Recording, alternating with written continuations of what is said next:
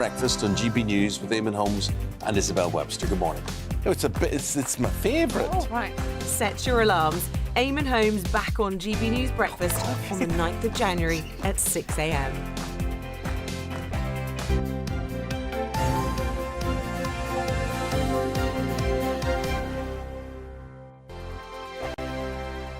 Hello there, it's Eamon Holmes here from Breakfast on GB News. We're not just on your television and your screens, you know. We're on DAB plus digital radio, so you can listen to your favourite shows on the move. If you've not yet listened to GB News Radio, it's very simple. We're on your radio player and tune-in apps, on your smart speaker, phone or tablet, or online at gbnews.uk. Take us with you wherever you go. GB News Radio. You never have to miss a moment of the People's Channel. Monday to Thursday nights on GB News. At 6, it's Dubes & Co. 7 o'clock, Farage. At 8, join Mark Stein. And at 9, Dan Wootton Tonight, followed by Headliners. On TV, radio and online. This is GB News. Join me, Lawrence Fox, on GB News. Frank, fun, fearless and sometimes serious. Much as I love a Friday night punch-up, what I really want is a battle of ideas. I want to look at things differently. I want to hear different voices and engage with your unique experiences. Every Friday at 7 p.m. on GB News. Hello, I'm Esther McVeigh. And I'm Philip Davis. Whether you're watching or listening on TV, online or on radio, we handpick the latest stories, debates and expert opinions for your weekend. So whether that's politics, news or showbiz, we've got it covered. Join us every Saturday morning at 10 o'clock on GB News. Hello, I'm Michelle Dewberry and you can join me every weekday 6 till 7 on Dubes & Co. Me and my panel will get stuck right into the day's events and I can tell you, in fact, I can warn you, expect some robust debates, some strong opinions and perspectives from both sides of the fence. It's about you at home as well. I love to read out all of your comments, or at least as many as I can. So join me, Michelle Dewberry, Monday to Friday, 6 till 7 on Dubes & Co. I'm Mark Dolan. Join me at 11 on GB News for Headliners, in which I'll be joined by two of the UK's top comedians discussing tomorrow's papers. If it's an important story, we'll cover it, but we'll have some fun along the way. Headliners, the late night paper review that won't send you to sleep like the others will. 7 nights a week at 11 p.m. on GB News.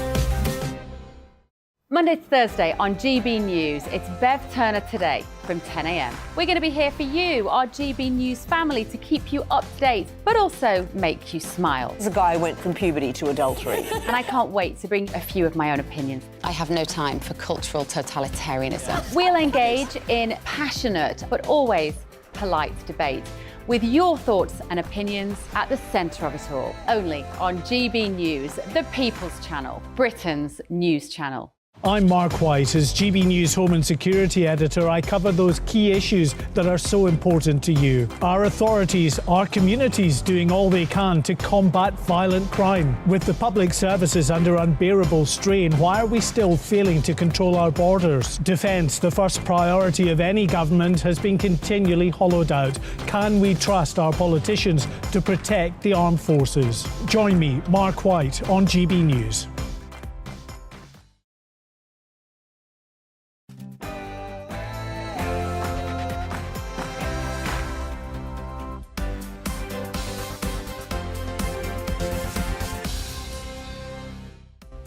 Good morning and welcome to Saturday Morning with Esther and Phil here on GB News. We've got lots coming up for you today. We've got one of the winners of hit BBC show Traitors, as well as two other standout stars from that show. And speaking of traitors, oh yes, hurry, we'll have the latest from the Royal Soap Opera. We'll also be joined by a doctor who was in the NHS for 36 years and has gone on to set up his own political party. And Monday is National Divorce Day. Did you hear that, Phil? In the United Kingdom, we'll be talking to a divorce coach who left his wife for a woman he met on the train. I'm be listening to that intently. And as always, please do get in touch with us. Email us on gbviews@gbnews.uk or tweet us at gbnews. But before we start, it's time for your latest headlines with Tatiana.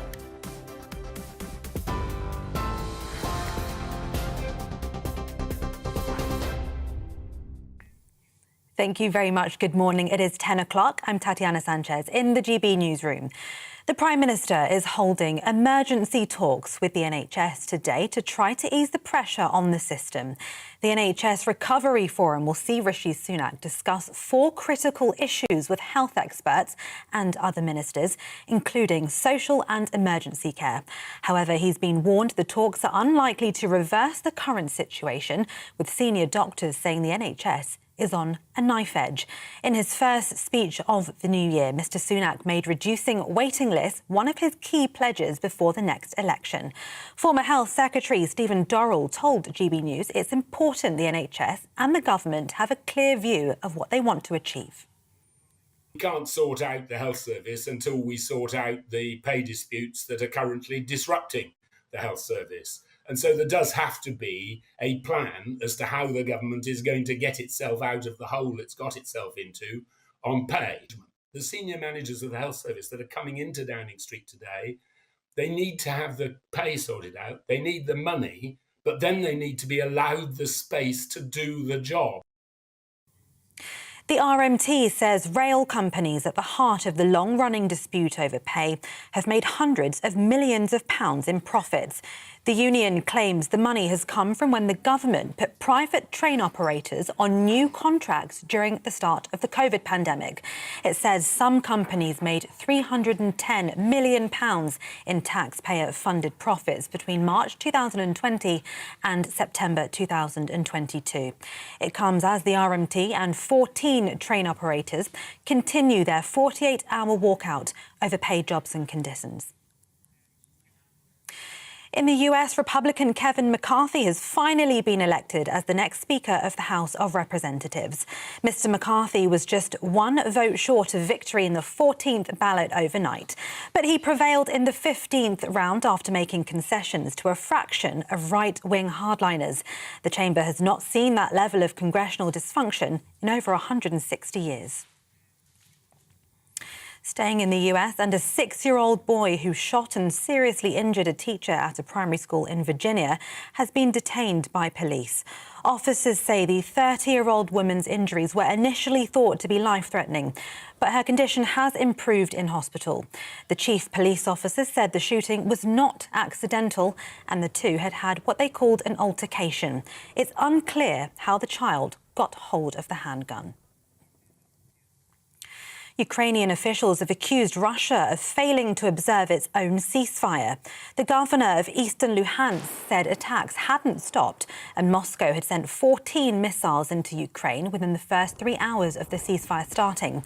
Kyiv had dismissed President Vladimir Putin's suggestion of a truce over the Orthodox Christmas period as propaganda. Meanwhile, the US has unveiled a new £3 billion package of military aid for Ukraine. MPs have been urged to support paid leave for miscarriage.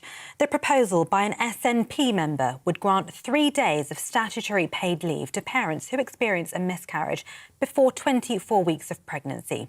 Angela Crawley says it would give parents the time needed to grieve.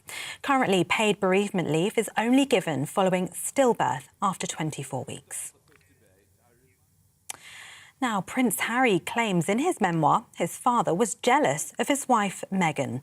The book, which has been published early in Spain, suggests the king feared Meghan would, quote, dominate the monarchy and steal the limelight from Charles and Camilla. Harry also says his father told him, "We don't have money to spare," in response to finding out Meghan would stop working after their wedding. Referring back to his military days, Harry says he killed 25 Taliban fighters, a claim which has been criticised by both the army and the Taliban themselves. Historian Anne Whitelock told GB News the response by the military shouldn't be dominating revelations about the palace. I think that will really get to Harry. I think he's always prided himself on being a military man. He's proud that he had frontline service. And so the fact that he's been rebuked in this way so publicly by the army, I think will come as some surprise to him and be particularly actually devastating. And 7-time Grand Slam tennis champion Venus Williams won't be playing in the upcoming Australian Open. The 42-year-old was set to play her 22nd Australian Open after being awarded a wild card into the tournament. But she's had to pull out after picking up an injury during the ASB Classic warm-up match in New Zealand. This is GB News. We'll bring you more news as it happens. Now it's back to Esther and Philip.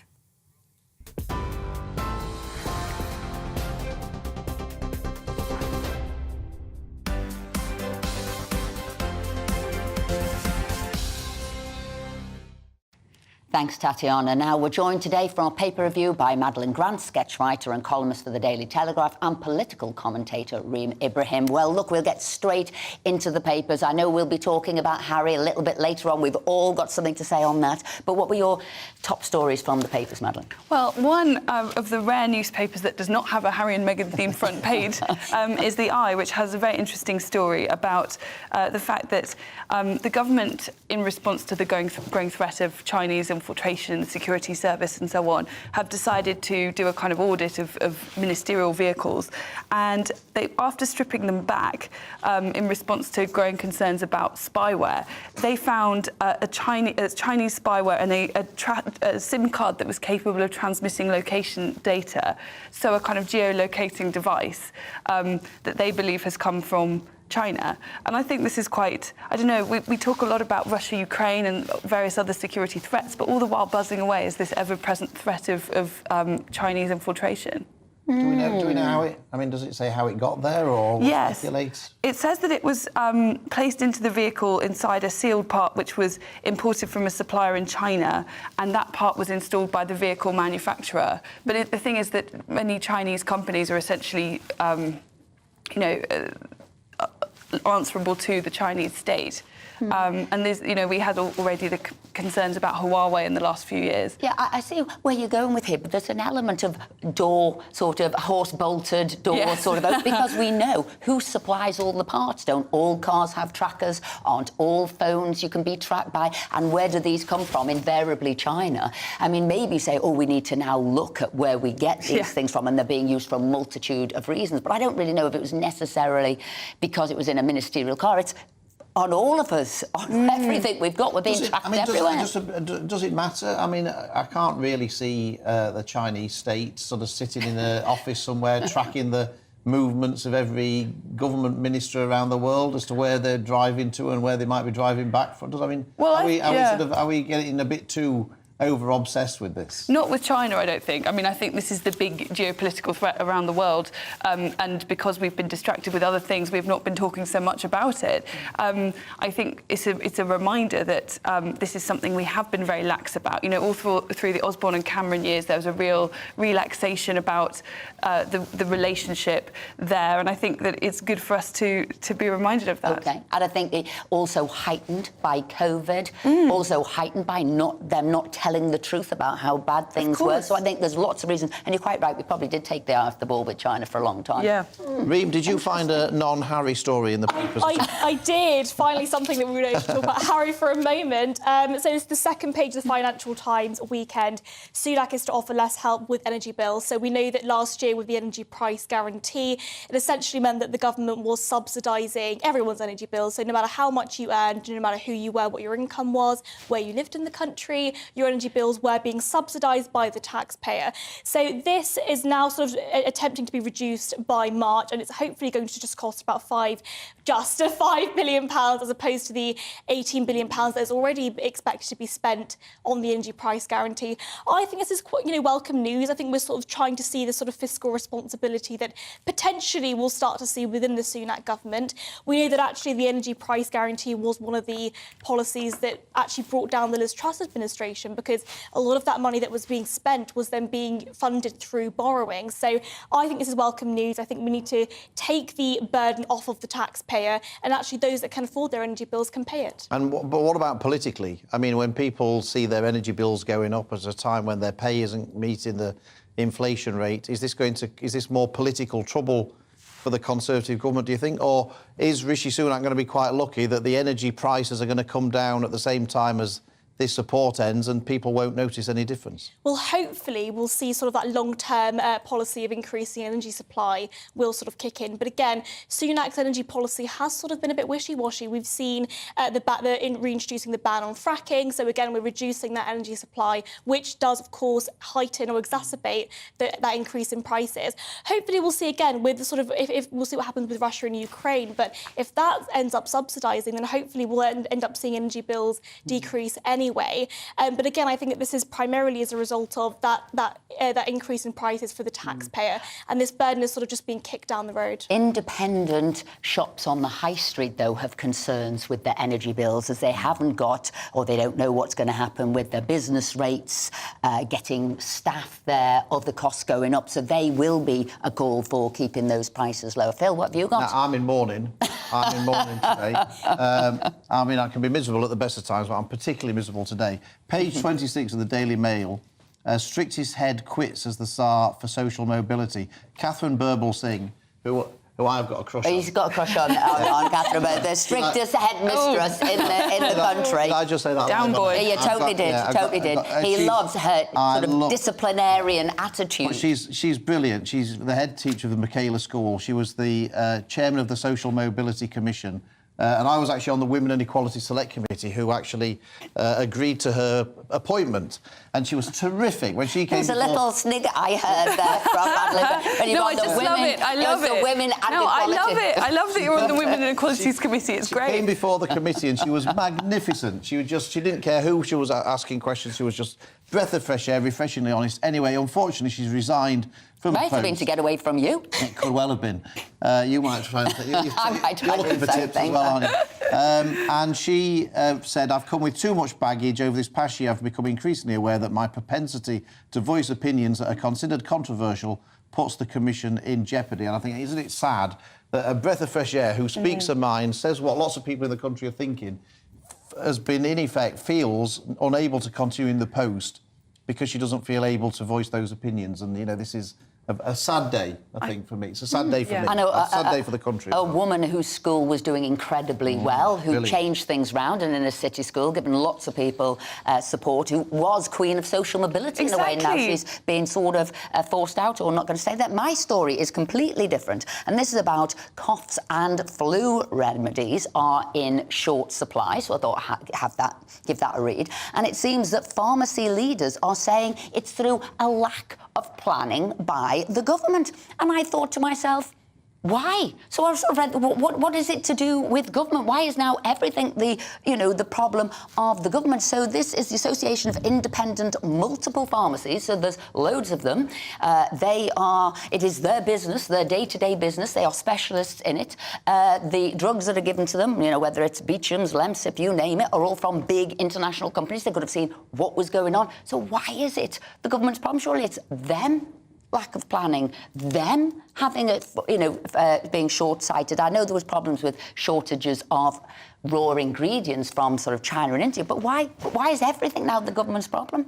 I know, it's a very common trend. You see it all the time, and I think it's since the pandemic we got very used to the government doing everything for us, and when things didn't work we would blame the government, and I think that it's engendered a new way of thinking and a new kind of way of framing these discussions, and it is totally insane, because I've seen so many headlines from around the world, countries experiencing similar problems, in continental Europe and elsewhere, and it's no surprise that supply chains have been, a bit mangled by 2 years in which economies were being sort of turned on and off like a light switch. You would expect there to be some repercussions for that, but of course the response is, let's blame the government for that too. Yeah, I thought. Is it the government's? Do you think it's the government's own fault that they always try and do everything, and so therefore, if they try and do everything, they shouldn't be surprised when people expect them to do everything? Well, I'd like to see the government do significantly less and actually do those things well. I mean, the government is sort of attempting to do various different things across the economy, thinking about healthcare,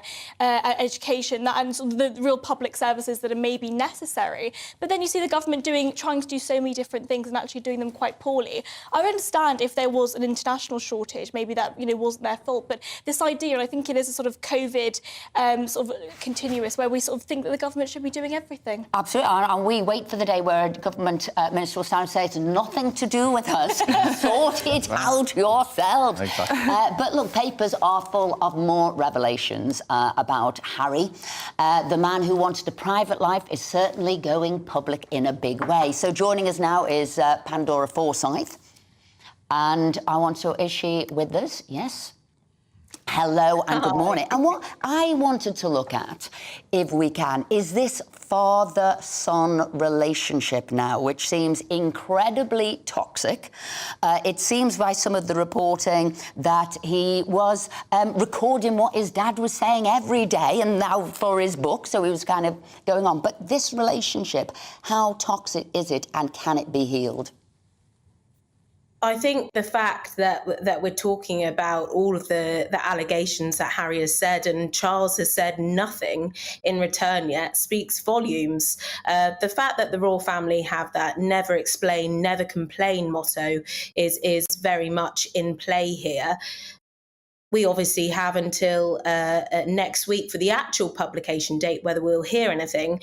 But I think the fact that King Charles is saying nothing and not even giving it any kind of airtime proves that he probably doesn't agree with anything that Harry's saying. You know, it was only a couple of years ago where it said, that these accusations that were being put against the royal family, you know, their side of things may vary, recollections may vary. I think this will probably be the case this time round too. But it's very personal. I think the relationship really you need to be going Harry over was saying is the brothers. Harry's revealing things like, you know, his dad didn't want to pay for him. His dad's incredibly jealous. He could see that it's another Princess Diana. He doesn't want to not have the limelight on him. Very personal. Extremely personal. And I think even the readers and the public are probably thinking, this is too personal. Do we really want to know about Prince Harry's sex life? I know I certainly don't. It's very, very personal, not something that we would associate with the royal family, who, some people might think are a little bit prude at times. They're extremely private, even though on a worldwide stage. I know that Prince William once said, once you let the media in, it's very difficult to let them back out again. And he's quite right. You know, we're talking about it now. He's really let loose on certain members of the royal family and given quite personal situations away, which I'm sure that they would have a very different side of story if they had their say on it. How damaging do you think this is to the royal family as a whole, or is it just damaging to Harry? It's damaging to the royal family too, unfortunately, for them, because we're seeing a side to them that we didn't think that we'd see. Obviously, if we had this conversation a week ago, would we ever think that two grown-up adult brothers would have a physical altercation? That doesn't look good on anyone, does it? Let's be honest. Well, to be fair, I would have thought two brothers falling out, if I'm being brutally honest. I don't know how this... I'll bring it back to Madeline in the studio here, but I wouldn't have known. That happens all the time. I would have thought two brothers falling out. The fact that they had to go to the newspapers with it. I mean, everybody's doing memes of it and taking the mickey out of it because they would have expected that. I think it's just showing a very childish side of Harry. Well, I think that I do agree with Pandora that it is dangerous for royal family, even though I think most of the harm is now self-inflicted. We have got to the stage where everyone is laughing at Harry and Meghan. Like, you know, everyone has their friend WhatsApp groups and just pinging out with memes mocking them. But amid all the mocking, the point is that I think some of the mystery and magic that is needed for monarchy to function as an institution, you know, what Walter Bagehot was writing about in the 19th century, that does get eroded when there is this kind of one branch of the family is doing the Kardashian thing. It just does, because it's hard to... the whole point of monarchy is that it's supposed to be above the everyday and the human, I think. Reem, do you think now, obviously we've got the coronation coming up this year, I mean, what do you think of the chances of Harry and Meghan either being invited or actually attending? Well, I do hope that they aren't invited, and I think that, it's really quite sad, actually, to see Harry. I actually think it's sort of a psychological breakdown that we're seeing so publicly displayed. I mean, somebody who sort of argued for a private life is actually so publicly displaying their many grievances, and I think that actually, I really do hope that just, for the sake of the royal family, for the sake of the royal family as an institution, that they aren't invited. They might have also put that coronation at jeopardy.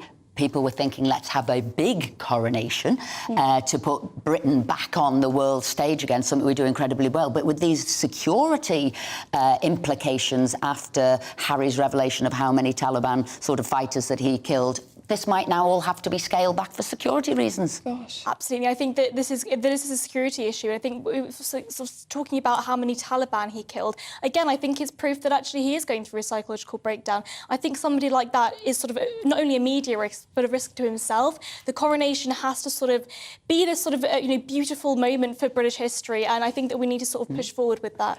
But one other thing, can I ask here? It's the weird, I have to say, I'm feeling slightly uncomfortable fixation with his mother. And I don't know if he's going to unwittingly parallel that life, bringing the media on, his wife, whatever, touching the tombstone and having conversations with Diana or looking for spiritual guidance. Do you think it's unhealthy, this fascination he's got with his mother? Well, I think, anyone who lost a parent young would be fascinated, so I quite understand that part of it. But I think there is so clearly unfinished business and a sense of real grievance of an upset that has continued. And I'm sure that William had some of those feelings too, but he's clearly done a better job of putting that in the past and getting on with the job in hand. And actually, I think the tragedy is that Meghan and Harry...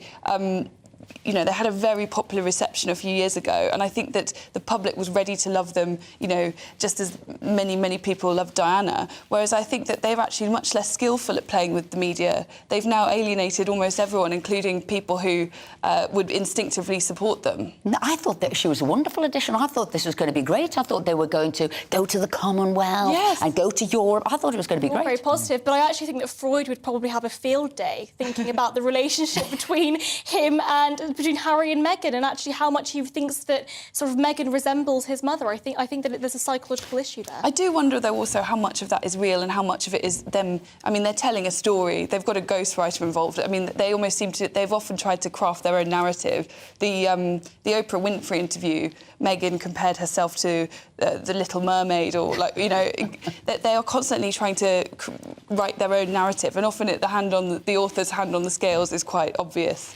Madeleine Ream, thank you very much. We'll see you in the next hour. And Pandora Forsyth, thank you very much indeed for joining us to discuss the ongoing saga with Harry. And there's a big interview tomorrow, isn't it? I'm not sure there's anything left to reveal, is there, from the book next week? Or he's got another 3 books as well. What more can he reveal? Because we've heard about who he lost his virginity to. I shudder to think. Frostbite on various parts of his body. What else has he got to reveal? I shudder to think. Anyway, coming up, we'll be joined by some of the stars of the hit BBC One show, The Traitors. So don't go anywhere.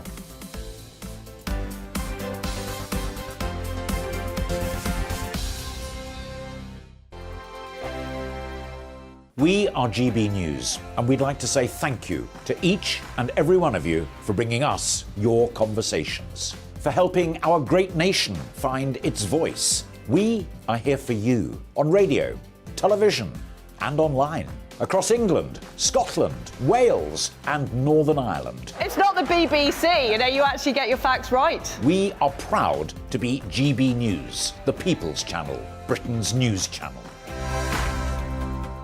Monday to Thursday, 9 p.m. till 11 p.m. Join me, Dan Wootton. I'll bring you the sharpest takes and hottest debates. Do you not believe in prisons? I don't believe in prisons. I'm completely stunned. I guarantee you there'll be no spin, no bias, no censorship. I actually was personally quite offended by it. And no reason to go to bed. So I guess they've always been quite woke. That's Dan Wootton tonight on TV, radio and online. Monday to Thursday from 9 p.m. till 11 p.m. on GB News. The People's Channel, Britain's news channel. Hello there, it's Eamon Holmes here from Breakfast on GB News. We're not just on your television and your screens, you know. We're on DAB plus digital radio, so you can listen to your favourite shows on the move. If you've not yet listened to GB News Radio, it's very simple. We're on your radio player and TuneIn apps, on your smart speaker, phone or tablet, or online at gbnews.uk. Take us with you wherever you go. GB News Radio. You never have to miss a moment of the People's Channel. Join me every Sunday at 6 p.m. for Gloria Meets. In exclusive interviews, I'll be finding out who our politicians really are and what they really think. It's something that you would never want anyone to suffer. I didn't know what channels there were. I didn't think I'd be believed. I must have weighed about 7 stone and I'm 5'8". My instincts was to sort of cover this up. I mean, clearly that was a mistake. Join me every Sunday at 6 p.m. on GB News, the People's Channel, Britain's news channel.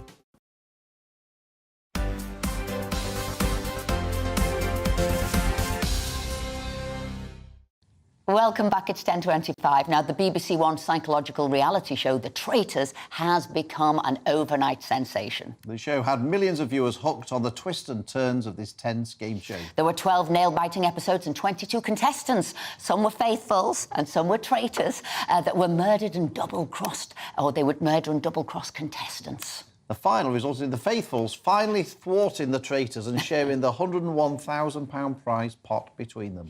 Well, we're delighted to say we're joined by three of the standout stars of the show, Traitors, Amanda Lovett and Kieran Topstead, and faithful winner Aaron Evans. Hello to all of you. Good morning. So, do you all get on? I mean, it was scheming, it was backstabbing. I was surprised, actually, that you two were still speaking to each other. Is that why you put us apart? Yeah, exactly, absolutely. We put us in the middle. Exactly. Me and Amanda are absolutely fine, yeah. Yes. We all still talk, we have a group together.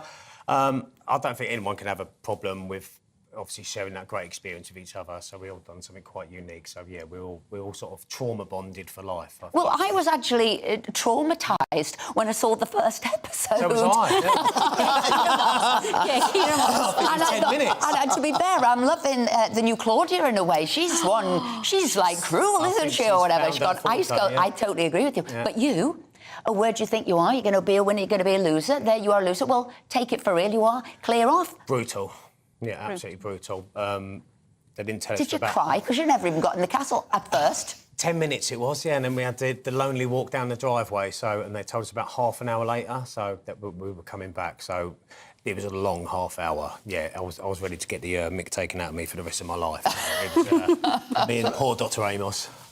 So, Amanda, why did you want to go on this in the first place? What was the appeal to you? Well, I just think as a nation we love reality TV, and it's always been that it's very much for the youngsters, or you have to be a celebrity. So when I seen this advertised on social media, I thought, well, yeah, you know, I'm over 50 and I can have a go because it's diverse, and yes, I'm going to go for it. So what was the interview like that you went through? Because I'm sure lots of people must have applied. How did you make the cut? We had to go through about 6 or 7. It took about 3 months of interviews, and they wanted to know about our medical history and everything. And I think they just wanted someone from Wales, and I wanted to be an ambassador. I wanted to be an ambassador for, you know, over 50-year-old women, to show that we're not just packaged up, we're not just sort of going to go under the radar, that we're going to get out there and... Gorgeous and feisty. Let's bring Aaron in. Aaron, thanks for joining us. Hey, guys. Oh. Hey. Hello. Here it is. How are we doing? You all right? Do you want to gloat to Amanda? Not at all. They played an amazing game. So it's credit to them. And so what was, what was the appeal for you for going on the show? You're not from Wales, so what was... No, not at all. So I initially got scouted through social media, and the way that it was explained to me, it was that it's going to be kind of like an I'm a Celebrity mixed with a little bit of, other reality TV shows with all these like challenges. So that's kind of what appealed to me initially. And then when they just spoke about kind of the diverse cast that was going to be on there, I just thought like I had to be part of it. I've been asked to go on other TV shows before, but I never really wanted to. But this one just really like stuck out to me.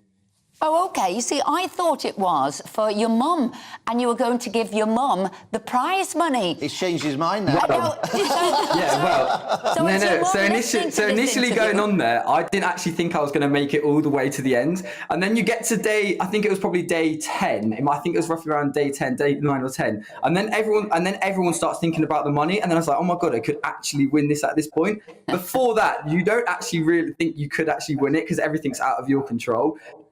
So yeah, it was just a crazy experience. But the whole way through, I did have my moment. I was going to say double-crossed his mum. Well, it sounds like he has double-crossed I'm the real us. traitor. Has she got her check yet? Has she got her share of the winnings that you promised? He's currently in Barbados. She sat. So I did actually lie. I've not given her all of it. I've given her 30,000. So she's currently sat, loving all this interest that she's getting from it at the moment. But no, she's going to be waiting until kind of next summer, maybe end of the year, once the market dips down a little bit more, and then once she finds a house that she wants, then she'll be putting the deposit down. But she's got it secure in her bank account. I'm not allowed to spend it. So. That's a winner for you. See, that's what. Now, Amanda, I wanted to ask you.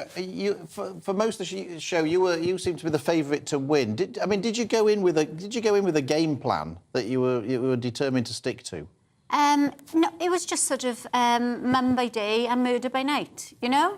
As we do in Wales. No. I just sort of, I just sort of, right, I'm going to sort of mother hen everybody, get them under my wing so they trust me, and then, go from day to day. But it is it's so intense in there. You do sort of live day to day in there, don't you, Kieran? And it's, And then you got stitched up. My little, then you got stitched up. Stitched up by somebody. Yes. Yeah. Yes. Here he is. Not me. It's the other one, Will. Well, I was just have you. I think it was a bit of a duo going on there, but you know. Have you been in touch with him? Yeah, we've got a group between us. We all, I think a lot of people are amazed that we all still talk, but we do. Yeah, we're absolutely fine. The line's drawn in the sand, and we all just carry on with normal life. He lost you a few bob though, didn't he? Just a bit, yeah. Just a bit, yeah. 50 grand to be precise. Yeah. No hard feelings. So, I mean, I personally thought this was a new direction for shows. I thought this was fantastic. I thought I'm a Celebrity was, finished, sort of apprenticeship finished. Can we see more of these? And what was the difference between this and another TV show? I think everything just came together at the right time. I think the cast. The Studio Lambert, BBC, Claudia, the format, the castle, the time, everything just worked this time. The picture of you in the castle. Yeah, it just came together. Yeah. Sorry, and real people living it. You know that it wasn't scripted at all. No. It was all real emotion. So diverse. You've got from Aisha to Andrea, Kieran having the. I don't want to put any spoilers out there, but having. An absolute fantastic part in the end, really. But like you said, every day. It was from a doctor to a magician. Yeah. It was everybody. And I think that's what I like, the mix of people. Yeah. Is Aaron still with us? Because I am still with you, yes. I wanted to know, Aaron, what you said you turned down offers in the past. What does the future hold now? What's your plan on the back of this success? Well, so it's all a little bit up in the air at the moment. So my original plan was to actually take the £3,000 that I had and go travelling at the end of this month. But now I've had so many different kind of opportunities coming through my way. I'm actually pushing it back a couple of months just so I can do kind of these other things. So I'm gonna see where that kind of takes me first. A bit more. I don't know whether or not I'll get back on reality TV, but I'm doing like a few public appearances, even with Kieran and Amanda. We're doing different things. So I'm just seeing where we're going with that. Even with the losers. Yes. You can't call them that. I don't know if you heard. We're all winners. We're all winners, guys. All of us. I don't know if you heard, Aaron, but Kieran was suggesting you went on Naked Attraction, and we actually have had somebody on the show from Naked Attraction as well. Just throwing it out there. Yeah, exactly. Anyway, I don't know. Thank you for making the series such a hit. So, Aaron, Kieran, thank you so much. Thank you for having us on. Thank you. Good luck for the future. Thank you. Cheers. Now, a committee of MPs has called for a war effort in energy efficiency and ending a dependence on fossil fuels. And we're delighted to say the chair of that committee joins us now. Welcome to the show, Philip Dunn, MP for Ludlow. Philip, before we get on to the rest of the report, there were widespread reports that your committee had recommended cutting the speed limit in the country from 70 miles an hour to 64 miles an hour. So can you clear that up for us? Is that true? Because it was reported all over. Well, good morning, Phil, and good morning, Esther. It's really great to have this opportunity to put the record straight. There was some reporting that, as you rightly say, that we'd made that commitment. We didn't discuss it in the committee. What we did discuss, which is where I think the diligent journalists got it from, is that we recommended that the government looked at the International Energy Agency's 10-point plan that they announced in March after the Russian invasion of Ukraine last year, to look at ways in which consumer behaviour could be adapted in order to save energy. And one of the points they made was if you drive slower, you consume less energy in your petrol tank. And I think that was interpreted as we're calling to cut the speed limit, which was absolutely not what we were saying. Well, when I did see 64 miles per hour, I did think, well, it's not 60, it's not 65. It was very specific, and I wondered how it was going to be policed. That's all I thought. I can tell you that. I can help you with that, Esther. So the IEA are an international body, and they think in kilometres per hour rather than miles. So they were talking about a 10% reduction in speed, which is 10 kilometres an hour on the continent, which is 64 miles an hour if you were applying it to the speed limit. And whilst I wouldn't be somebody who believes the state should be telling people what to do, what I do agree with is giving people information and they can choose what to do. So the fact that you were saying these are ways, or this is the optimum by which you can get the most out of your, whatever, diesel, petrol, whatever, per mile, I thought that was right. And so I agree with this sort of information, but not the sort of a dictatorial sort of way forward, Phil. Yeah, getting out, show what was actually in the report, Philip, as opposed to what was reported and wasn't in the report. You seemed, from my reading of it, to be very much opposed to the coal mine being opened in Cumbria in your report. And I just wondered why. I mean, we import coal.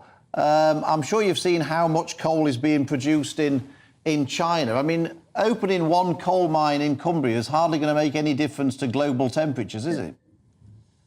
No, I think that the issue is about sort of leadership. If you're trying to lecture other countries about how they should decarbonise their energy sources, then it's a bit ironic to be opening a coal mine at the same time. But I think the point on that particular mine is it's a very different type of coal. It's not used for energy generation. It's used for coking coal for making steel.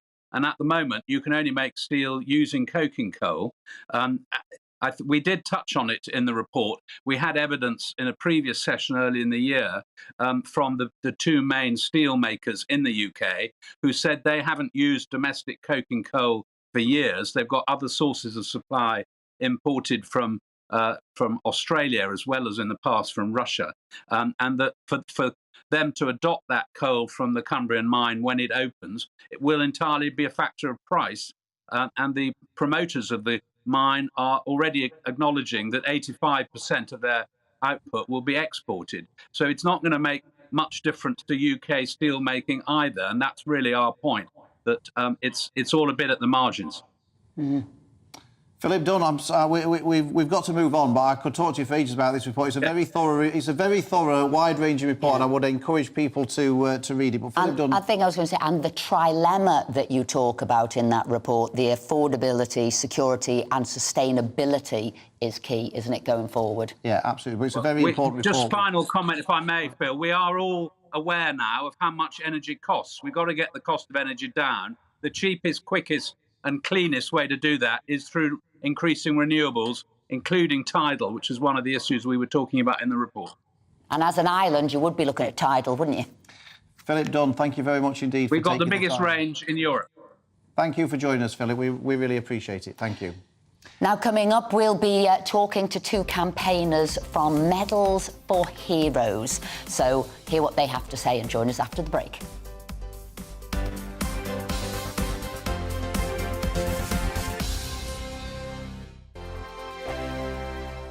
Monday to Thursday nights on GB News. At 6, it's Dubes & Co.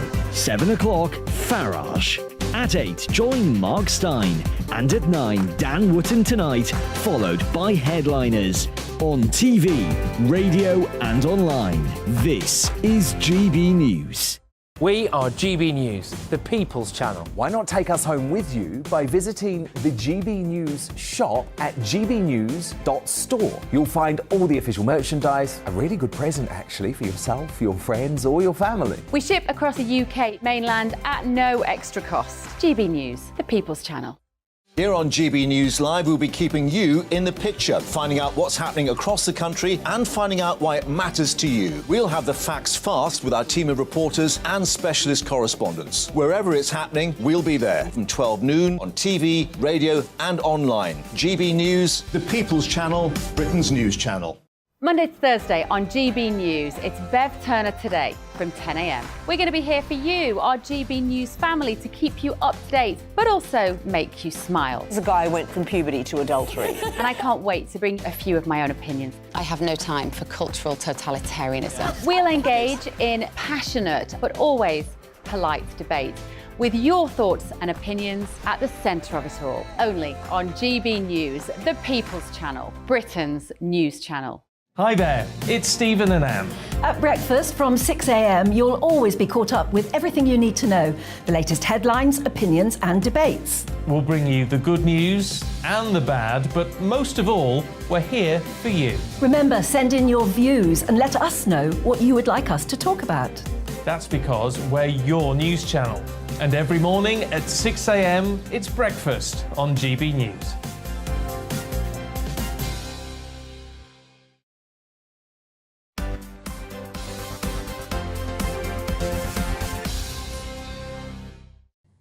Welcome back. Bryn Hughes, whose daughter Nicola was tragically killed in 2012 while serving on the front line as a police officer, has been awarded an MBE for his tireless work supporting young people who have suffered loss from violent crime.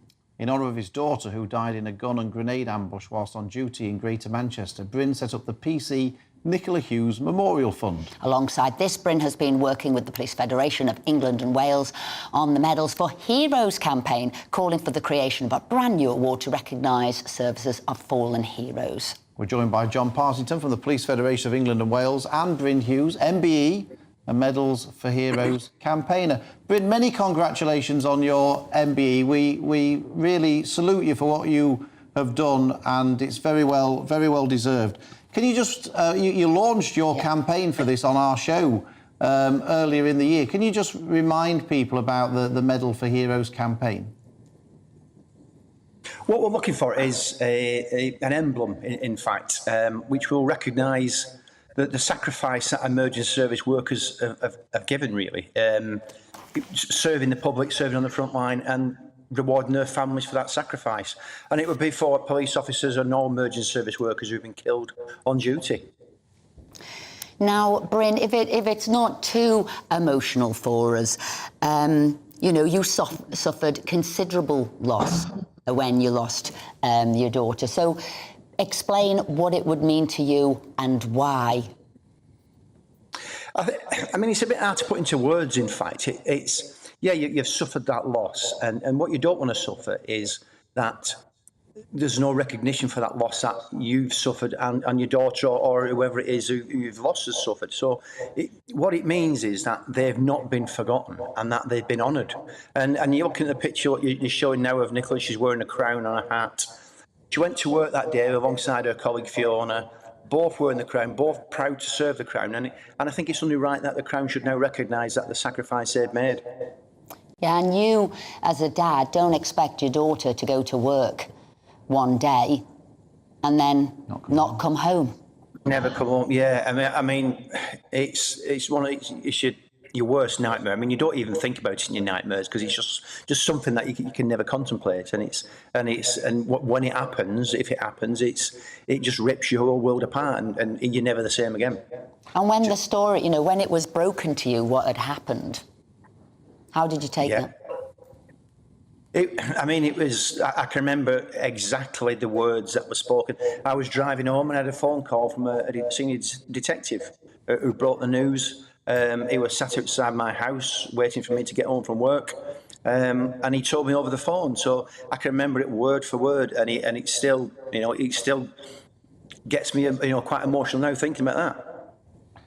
John, I mean, we fully support the campaign for the Medals for Heroes, and it's terrific that Bryn's turned such a terrible thing into doing something positive, and it's terrific that that's been recognised in the honours list. Can you tell us what progress the Police Federation have made with this campaign with the government?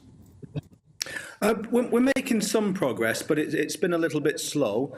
Obviously, just before Christmas, Jason McCartney asked a question to the Prime Minister during Prime Minister's questions, and we got a response which was very much along the lines of, yes, we value the sacrifice and we're looking at options. So we've got no further with actually getting a comprehensive answer to what progress is actually being made. But we are getting some support by politicians, by police and crime commissioners, and on Tuesday there is a Westminster Hall debate led by Wendy Chamberlain, where it's going to be discussed again. So hopefully we'll get some more answers on Tuesday, but we're still waiting for that comprehensive update. To the Home Secretary or any of the Home Office ministers about the campaign, and if so, what response have you had from them? We've had some responses, but again, the response is very much along the lines of we are looking into options to recognise people. But it's just a shame that there's nothing in place already, and that it's taken so long. And like I said, if we could just have a decent update, that would let us know where we are with our progress with the campaign. Well, we'll be pushing it for you. We think it really is important. It is for so many reasons. Absolutely. For so many reasons, it really is important. If for family members, for the individual, to really appreciate what job the police are doing. I do. I think, given that these people have made the ultimate sacrifice, serving the community, serving the country, the least the country can do in return is to give some recognition. I think that's the least, and I hope. I'd like to think that everybody in every political party will support this campaign. Yeah. So, Bryn, John, thank you very much indeed for joining us. And you've got our support. You've certainly got our support. We'll do what we can to help. And this station's support. And we wish you well. And Bryn, once again, very well done on your recognition in the honours list. We salute you. Thank you. Thank you. Thank you very much. Thank you. Now, this Monday is known as Divorce Day. Comedy turn. The stresses over the Christmas period can prove to be a big strain on some relationships, and this is the time when many partners reach out to a family lawyer to work out their exit strategy. I've already been to mine. I went to mine ages ago. Mine's better than yours. Oh, whatever. Joining us in the studio is Tom Nash, one of the only male divorce coaches in the UK, who left his wife for a woman he met on the train.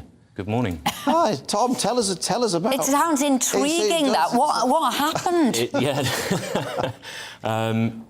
Long story, like many, but we'll try and synopsise. I was unhappy in my marriage. Didn't deal with it in the right way. We'd lost that communication, that connection, that ability to actually talk about what was really kind of going on and what was going wrong. And like a lot of people, I found that in somebody else. I found a connection. I met someone in a fellow commuter train. We're actually in a commuter WhatsApp group. Yeah, as you do. And yeah, we just had this connection. And part of the reason for the story that's come out today in the Times magazine between myself, my ex-wife and my partner, my girlfriend, is to talk about the same event but from different perspectives, different experiences, because everybody goes through their own event, they do their own fair share of hardship and hurt and guilt, etc. And it's about to help other people understand that this happens. Because if I read it right, your ex-wife is now dating your new partner's ex-husband. Yes. Is that? Yep. Yeah. So how does that work? How did it happen? How did they meet? I wasn't there, but the story goes that they bumped into each other on a night out. Obviously had a few glasses of wine or whatever, and we're continuing to talk about obviously myself and my partner Donna, I suppose, their respective exes, and they found a connection in themselves. But what you're about is making this journey of separation a much smoother, healthier ending of a relationship. And so what are the sort of things you're doing? Because as I understood it as well, you were sharing, I don't know, childcare between each other and speaking and what have you. So how do you get this relationship going with your ex and with your Well, your initially ex and we your had new a partner? disparity. So my partner Donna and her ex-husband Dan, they had their children on an equal 50-50 shared care, whereas myself and my ex-wife didn't, and we went through the bitter court battles, we filled out the forms, we sent the nasty emails back and forth and things like that. So we had a real bitter and contentious experience. But eventually we had to get to a point where, because as you say, we've all swapped round, you've got these 4 kids, my 2 stepchildren, my 2 biological children, going between the 2 homes. In each home there's the alternate set of parents. We had to find a way to work together. And it comes down to us all having to do our own self-reflection, our own apologies, our own consistency of trying to do things better and do things differently, and those little olive branches, and then not to second-guess each other. I remember many, many years ago, the first time that we kind of stepped out of our own sphere to invite Dan in for dinner one day, and it was the weirdest dinner we ever had. So that's the ex-wife, the wife-to-be. That was actually my girlfriend's ex-husband, or my ex-wife's boyfriend, whichever way around you want to do it. And so... I want to know about this dinner, Philip. I want to. So how did it? So because this is what people have got to go through. Well, this is the tensions you've got to go through. You have to be able to get through the weirdness and the awkwardness. It's not easy. It takes effort. It takes commitment from all Did you parties. plan what you were going to eat, what you were going to say, how to make things smoother? No. Completely spontaneous. He was dropping off Leonie and Zach, his kids, my stepkids. Me and my partners on a knew was going through a bit of a tough time about something at the time. And I said to Donna, let's just go outside and invite me in for dinner. I said to her, don't take no for an answer. She went out and asked him. He said, it'll be weird. And she said, verbatim, I think it was along the lines of, it'll only be weird if you make it weird. So on the back of this, you become a divorce coach. Yes. And so, I mean, why do people need to go to a divorce coach? I mean, can't people sort of sort these things out for themselves? Hopefully, yeah. Fingers crossed, that would be the ideal. But having been through it myself and like a lot of other people, the immediate go-to, and I did the same, is you go to a lawyer. I go and see a lawyer. You speak to the lawyer, they tell you all the things that you need to figure out. Are they wanting to make it worse as they've got a fee attached to it? No, not at all. I work with a lot of family lawyers and a member of something called Resolution.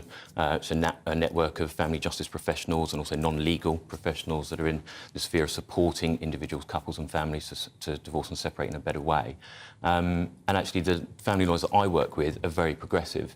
They are looking at and recognising that their remit and their lane, if you like, is about legal. They also have an IFA or a financial planner for the financials. The part that I deal with is the emotional aspect, the communications, the co-parenting plans, the realities of how you live in this after. I always say to people, clients with children, forget co-parenting. If you've got 3 kids and they have 3 kids, how are you going to co-grandparent? Do you coach just men or women as well? No, I work with men, women, couples. But what I want to know, Phil, you see, what you're talking about is taking the emotion out of a situation. It's actually about learning to regulate it, not necessarily remove it. It's understanding it, understanding your reactions to it, how you subconsciously react in certain situations, learning new response strategies, rebuilding confidences, self-esteem. Everybody goes through an emotional journey. Someone like myself, who openly admittedly had an affair, left my wife for someone, there was a huge amount of guilt, shame, self-resentment. No one wakes up on a Tuesday morning at 9 o'clock and goes, I'm leaving for them. It's a systematic build-up. The affair is the outcome, not the catalyst. I feel calm just listening to you. I can see why you're going to do this very well indeed. Tom Nash, thank you very much indeed for joining us. I'm slightly nervous about how intently Esther was listening to all of that advice, but, you know... Because, look, who'd have thought you get on a train one day, things are wrong, and you meet somebody, and isn't that life, and you move on? But it's how you sort out your past life and move on. And as I said, all those feelings of guilt and resentment of what went on, and communication seemed to be key. Anyway, I find that all intriguing. Yeah, clearly. Tom, thanks ever so much. Now, there are many reasons people may be attempting dry January this new year: financial, health-related, or perhaps just curiosity. For some, getting through the 31 days will be easy, but for others, it may be slightly more challenging. And what about hospitality businesses that need support after such a difficult time during COVID? That's my excuse. That's why I'll be carrying on drinking. Anyway, our North West of England reporter Sophie Reaper has been finding out about an alcohol alternative that might make the next 3.5 weeks that little bit easier. Shaken, not stirred. And completely non-alcoholic.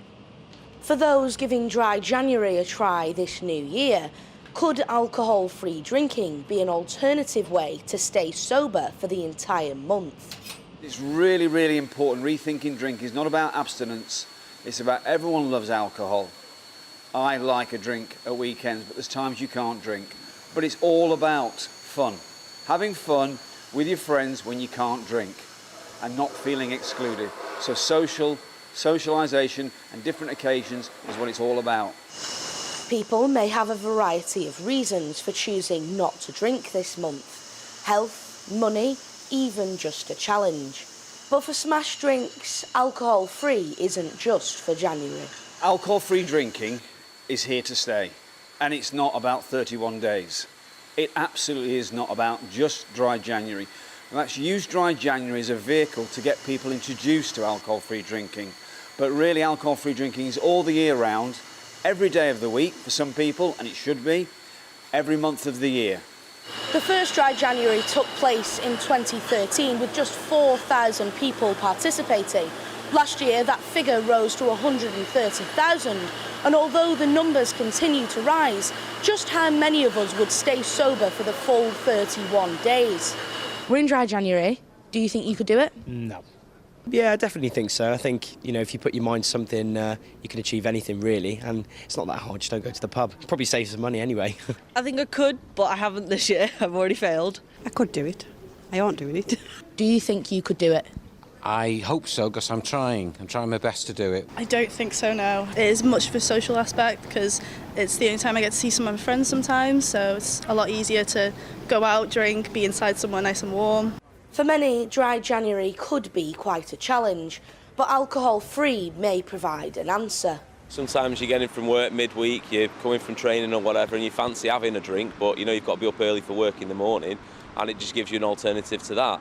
You know, other than a glass of cordial or, you know, a cup of tea or something, it's almost like the real thing without the sort of problems in the morning.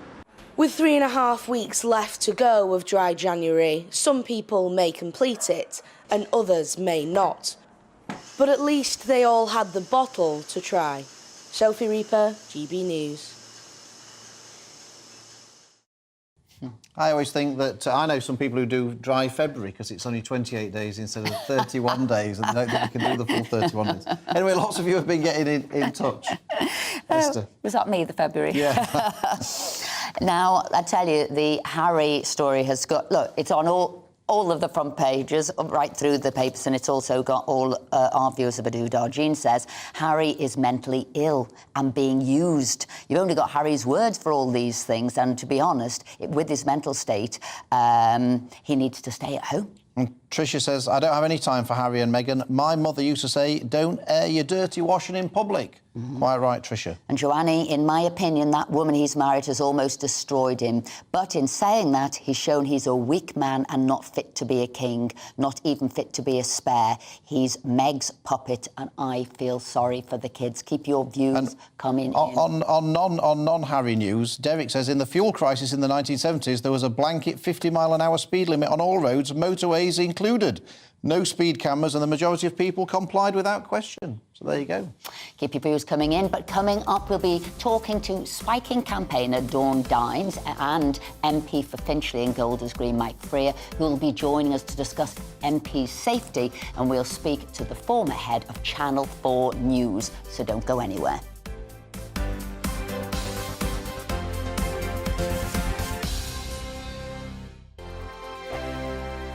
Every morning from 6 o'clock, we'll wake you up with GB News Breakfast with all the stories you didn't know from the night before. So whether it's serious news, entertainment, or your own views from all over our great nation, we're here to kick off your day with a smile. The national media should be reflecting and reporting what's happening here. You will notice the northwestern accents.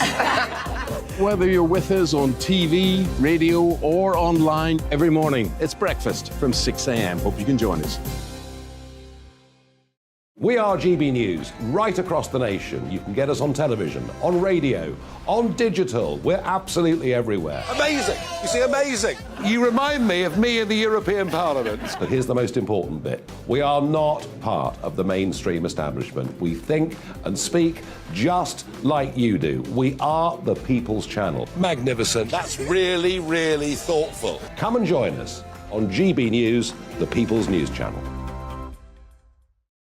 My name's Tom Harwood and join me 9:30 a.m. every weekday for The Briefing, your one-stop shop for everything you need to know about what's going on in politics today. I wonder if this is a deal that might need to be like the biscuits in this factory, twice baked. Is there not an opportunity here to win out against the extremes? Tom Harwood, GB News. What are you going to do about it? Things should have been done differently, and they certainly are being done differently. Don't miss it. The Briefing with me, Tom Harwood, 9:30 Monday to Friday on GB News.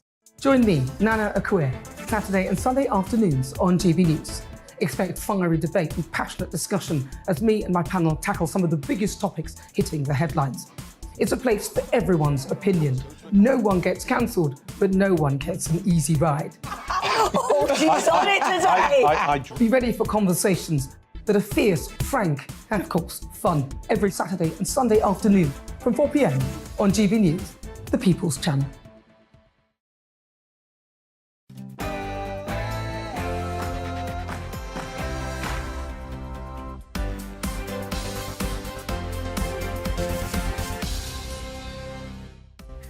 Welcome back to Saturday Morning with Esther and Phil. We'll be speaking to Dawn Dines, founder of Stamp Out Spiking, about the scale of people getting their drinks spiked.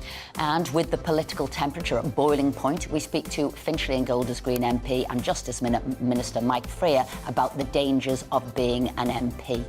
And we'll be speaking to the former head of news at Channel 4 about the government's U-turn on privatising Channel 4. But first, here's the news with Tatiana.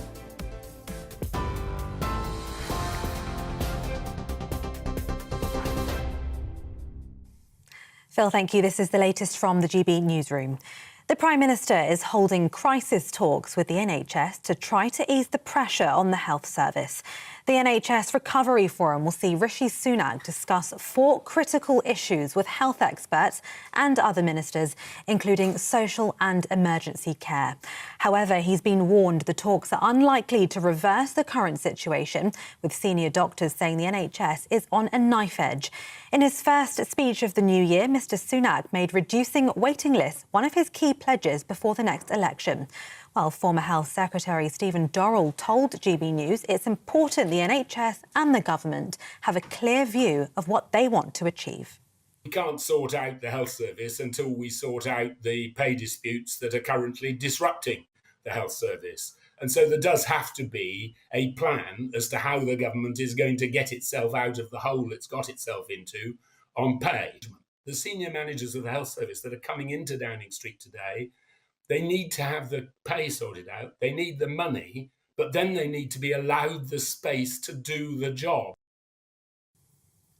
The RMT says rail companies at the heart of the long-running dispute over pay have made hundreds of millions of pounds in profits. The union claims the money has come from when the government put private train operators on new contracts during the COVID pandemic.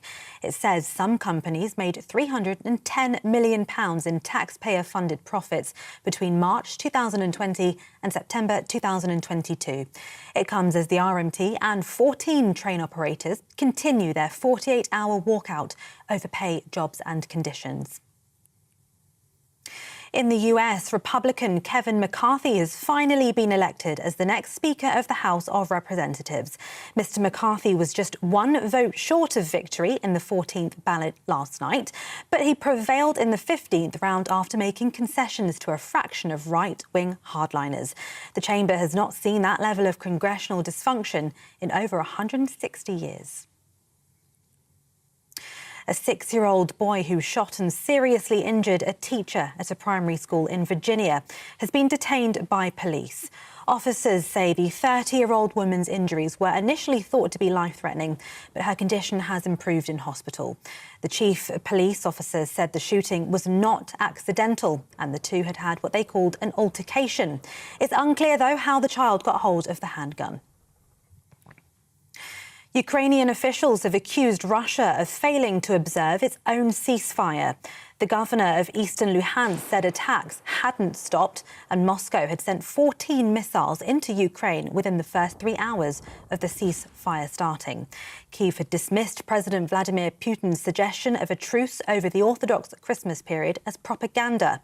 Meanwhile, the US has unveiled a new £3 billion package of military aid for Ukraine. MPs have been urged to support paid leave for miscarriage. The proposal by an SNP member would grant 3 days of statutory paid leave to parents who experience a miscarriage before 24 weeks of pregnancy. Angela Crawley says it would give parents the time needed to grieve. Currently, paid bereavement leave is only given following stillbirth after 24 weeks.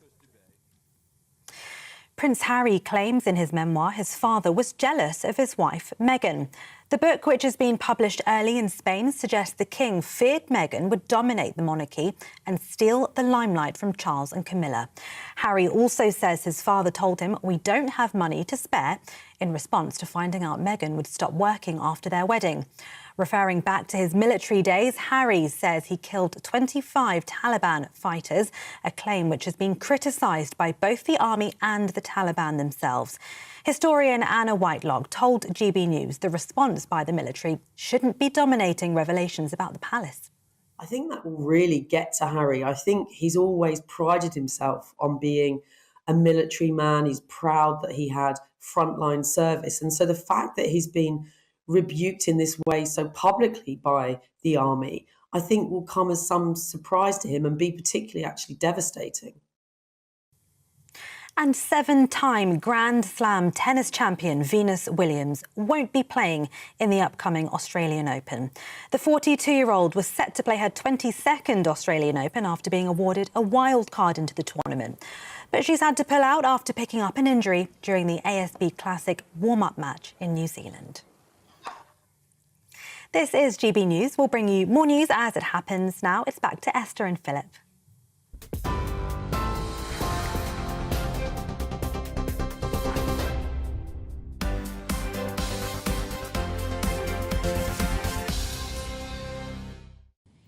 Thank you, Tatiana. Welcome back to Saturday Morning with Esther and Phil. We're joined today for our paper review by Madeline Grant, sketch writer for the Daily Telegraph, and political commentator Reem Ibrahim. Thank you for coming back the second hour. Reem. Having us. Amazing. So I think, amongst all the doom and gloom, I potentially want to give you a little bit more of a happy story. Oh, we like that. We like happy stories. So this is a rural river crossing which was forced to close after TikTok helped flood it with spectators. So essentially, I don't know if we can sort of see this image over here, but essentially this cars going through the river in Rufford. I think it's really interesting because what it shows is actually the positivities of social media and actually how TikTok has sort of allowed us to this sort of very ancient rural lane, which was actually documented in the Doomsday Book. So it's very, very old indeed. And it's become a site for spectators. So the council actually had to close it because of how many people were going down there. So it's not such a positive story, was it? There it was. What do the locals make of it? That's the thing. I think the locals actually probably quite happy to have more of the tourist attractions. Oh, you don't live there. I bet you they're saying something completely different. Sure. We liked it when it was the best-kept secret in the world and nobody was here. But it's nice that people are seeing it. It's nice that people know about it but not visited. I find TikTok a bit mad actually because I don't really understand how it works. But every so often, things that I thought were long dead trends will be resurrected by TikTok. Yeah. There was this song from a Louis Theroux documentary in 2000 that I knew because I'm obsessed with Louis Theroux, and then suddenly I noticed all the 14 and 15-year-olds on my street were singing Louis Theroux's rap, and I was just like, where did this come from? And it was TikTok. It was all TikTok. But that goes a little bit back to your story in the first hour about Chinese watching what you're doing, and TikTok is meant to be the worst thing. So you're talking about maybe surveillance in ministerial cars. TikTok can suck up everything. And I like to tell people the reason I'm not on TikTok is because I'm a China hawk. It's not that I simply don't understand how it works because I'm too old. I love TikTok. It's great. Really? You know what? I think that for politics, I mean, I sort of create political TikToks and getting more young people involved in politics. The best way to. Well, we don't want to be in a car with you. You'll be getting absolutely monitored wherever you go. So your story. My story. Well, I think it's interesting. It's a really good example of how the Tories are now being outflanked by Labour when it comes to the issue of NHS reform. Wes Streeting, who you really don't have to do very much to outflank the Tories when it comes to NHS reform right now, because Wes Streeting occasionally will give an interview where he speaks vaguely about using the private sector more without often going into specifics about what he plans to do. And the left of his party screech him down and say, you know, how it's the Blairites are back and all this kind of thing. But what I'm struck by is just the fact that, you know, he's already, even though all he said is that they might use the private sector a bit more in how the NHS operates. They've already ruled out anything drastic, like trying to emulate the social insurance models of Europe. But nevertheless, this is still the closest that we get to reform in the discussion that we have these days about and that's what happened under Tony Blair, introducing the private sector. You've got it back here. I have to tell you, Philip was a Twitter sensation last night. I think he was... I was trending last night. I was, for a letter I sent to a constituent about the NHS and all the faults within it. But anyway, it's about how are you going to modernise it to make it work. And the reason I bring that up is because the Tories don't seem to be able to say anything about it, but you're quite right, Wes Street and the Labour Party are saying they need modernisation. It's one of these things, isn't it, about politics, though, is that the Conservatives can't do anything to the NHS because they feel politically constrained. Yes. Whereas, you know, Labour don't have to worry about their reputation on the NHS, and therefore...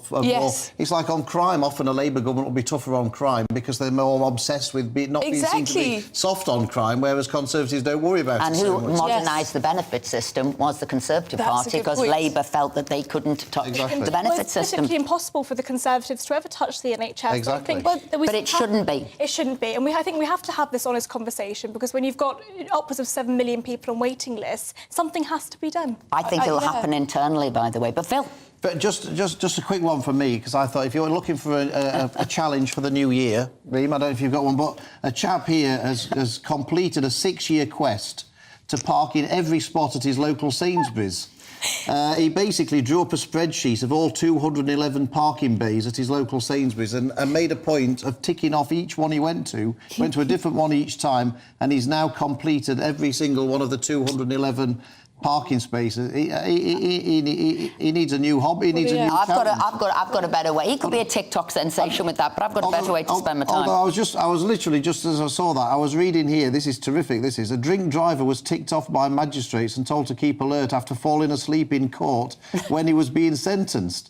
The chair of the magistrates shouted at him to please keep awake and keep alert, and the defendant apologised, this is the best bit, and his excuse for falling asleep wasn't that he had a late night last night or an early morning with him. His excuse, which I didn't think was the best one when you're just about to be sentenced, was, sorry, I've been using drugs and drinking, was his excuse for falling asleep in court. Oh, my God. Well, look, I'm going to... A quick one here in the Peterborough column in the Telegraph, and this also is defying stereotypes. We're talking about the different parties there, and this article is Liverpool wins again. Well, it certainly wasn't about the football, but it says... Forget Eton and Harrow, and I say that as a Liverpool football fan, but it says, forget Eton and Harrow, the school really punching above its weight in politics nowadays is the Liverpool College in, obviously, Liverpool. And statistically, there were more old Liverpudlians, whatever you want to call them, in the cabinet, Jake Berry and Kit Malthouse, than there were Etonians at the end of the Truss era, as it was, because that was only Jacob Rees-Mogg. And what I want to say, also in the cabinet from Liverpool was me. Also in the cabinet was Nadine Dorries from Liverpool, and Therese Coffey, also from Liverpool there, and Gillian Keegan, as well as having MPs like Carl McCartney and Stephen McPartland. So despite Liverpool being a bastion of socialism, every MP, you know, everything... Those who get into the Tory party got to the top, and most of them, it was because of Derek Hatton and how it destroyed Liverpool that they thought we wanted to do the opposite. I just thought I'd You're an point out... oasis of conservatism. But the ones of us who do break out do well. A friend of mine who lived in Liverpool for some years said that it was the most small-C Conservative place he'd ever been. Obviously not in terms of its politics on paper, but the kind of social attitudes, the importance of family and a kind of pride and independence. There were these qualities on paper. He said it was the most small-C Conservative place he'd ever been to. And it used to return more Conservative MPs than any other city until the 1950s. So there you go, when it was doing well. Reem, just quickly, what do you make about this? Page 35 of The Sun. A school has set a rule of no sarcasm. A woke school has sparked parents' outrage by banning teachers from using sarcasm to their pupils? How do you do that even? I would absolutely be kicked out of that school if I was a student or if I was a teacher. I think that this sort of, I mean, I'm not necessarily care about this sort of woke stuff, but I actually think that when it comes into the education system, that's entirely unfair. And those poor students, I mean, how do you sort of monitor that? I thought that was a great headline in the Mail. What a great idea. It's very great idea. Great no idea, sarcasm. sir. No, Yeah, no well, sarcasm great in one. I mean, these people, I mean, it's, I don't know, I despair. I despair. At the same time, teachers plan to cause maximum disruption with strikes, front page of the Telegraph. So you also have to say, what are they teaching them in school? What attitudes are they teaching them? What are they saying? It'd be good if the head teacher of this school went on strike. I would say. And maybe there's a positive. I'm sure you would say that. And put Catherine Birbalsingh in charge of all of this. Yes, very good idea. Yes, I'm glad we got another mention in Catherine Birbalsingh. Now, look, you stay with us. We're going to go to another story because I thought you might have opinions on this as well. And nearly 5,000 cases of spiking were reported between September 2021 and August 2022. 2,581 involved a needle, and the rest were drunks that were being spiked. Shockingly, less than 2% of offences lead to a prosecution, the latest data revealed in 2020. We're joined now by Dawn Dines, CEO and founder of Stamp Out Spiking. Dawn, thank you for joining us. First of all, how did you come to found this organisation and why is it so important to you? Oh, good morning. Yes, I've been campaigning now for nearly 2 decades on spiking issues. And this is it's very close to my heart. It's happened to so many people that I love and care about. So I've been on this mission to try and raise awareness and for people to start protecting against this. It's like a cowardly, invisible crime.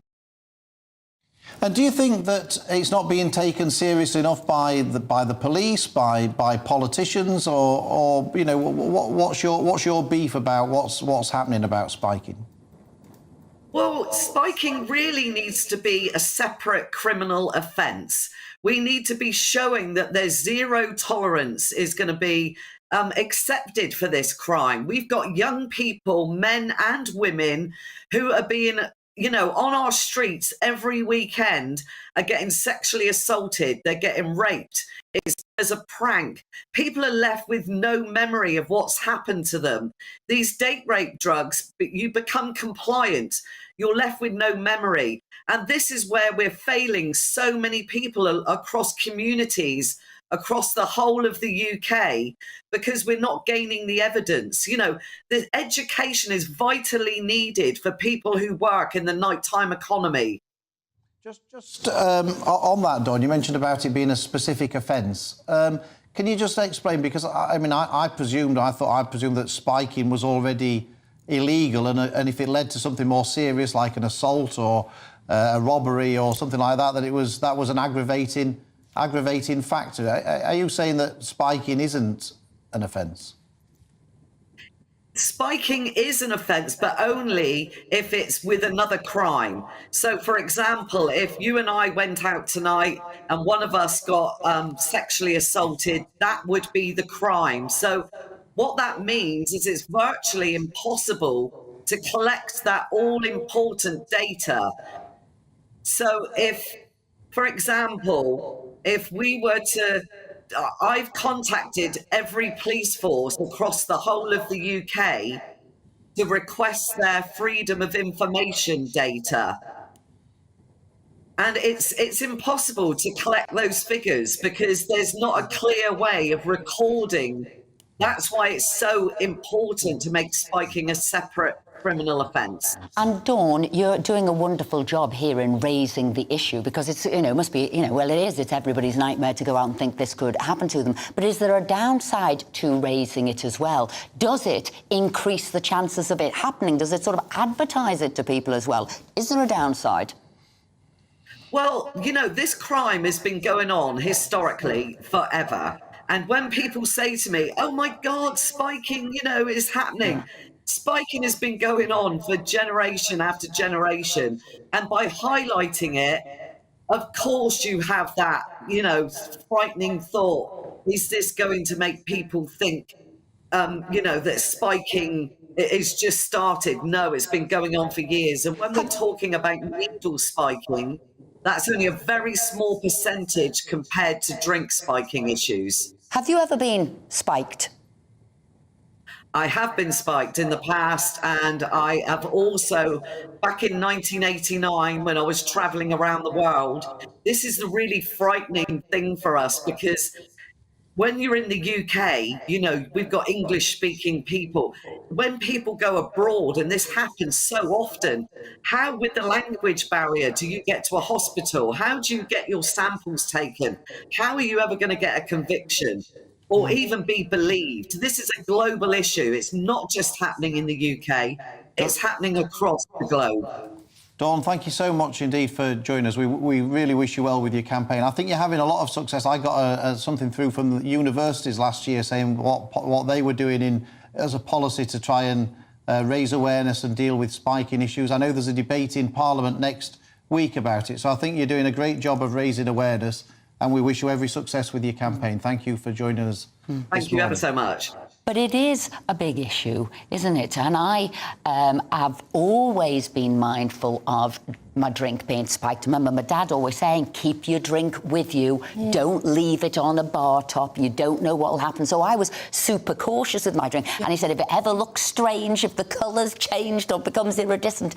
Was anybody else super cautious like that when they went out? Absolutely. And I'm still a student. I'm in my third year of university, and I've only been out clubbing a handful of times, really, because of this issue, because of spiking. I remember so you don't even go out? I don't go out at all, because I haven't been out for a very long time, because I actually think that it's so risky. I remember when my friends were going out, we sort of did back checks, sort of needle checks. Oh, you were thinking, yeah, to ensure that we hadn't had any spiking through needles. It is quite sad. Nowadays, there are sort of different things that we can use. So there is actually a nail polish you can use where you dip it into your drink to double check that if it has been spiked, and it sort of changes colour if it has been spiked with any kind of drug. But again, you won't be drinking that either way. Well, exactly. But I think that the number one thing is just to protect your drink. Do not ever take a drink from a I mean, it wouldn't stop me going out. I mean, I always kept a hold of mine, or if I hadn't, I'd abandon it. But I think that needle spiking is totally different. It's absolutely terrifying. And, I mean, I remember having similar warnings when I was going out for the first time. It was the era of the Alka-Pop when I was going out for the first time, because it was the late noughties. So you could quite easily just have your thumb over your bottle that you carried with you. And I remember my parents saying exactly that. But as you say, that this has taken on a new and darker form recently, and it's terrifying. It's kind of sad to think of young women like Reem being afraid to go out because for that reason. I mean, the figures. I mean, the 5,000 in a year. I mean, that's 150 every day. That's happening. I mean, this we know of. Exactly. Because I would say, I bet you how many people don't know that this has happened. Or they thought, or are embarrassed and don't report it. They might tell someone and they'll just say, oh, you had a few too many. You know, it's dismissed often, and that's part of the kind of insidiousness of it. I have so many friends who have not reported it, and I know that it's happened to them. I had a friend very recently who went out, and she sort of woke up with huge amounts of bruises all over her body. She knew that she had been spiked because she didn't remember anything that had happened to her at all, but she didn't report it. Because why did she not report it? I think it's partly sort of there is an embarrassment to it, because it's sort of you didn't protect your drink. We don't know if she was actually needle spiked or if it was something that had got into her drink. But again, it's sort of this fear around it. Or, you know, you didn't protect yourself properly, or you weren't safe enough, always blaming sort of the victims, whereas what we need to really think about is actually the safety and security in these places. Reem, thank you very much. Madeline, thank you very much. Hope you come back on with us again. But coming up, with the political temperature at boiling point, we'll be speaking to an MP who has to wear a stab vest to ensure his safety.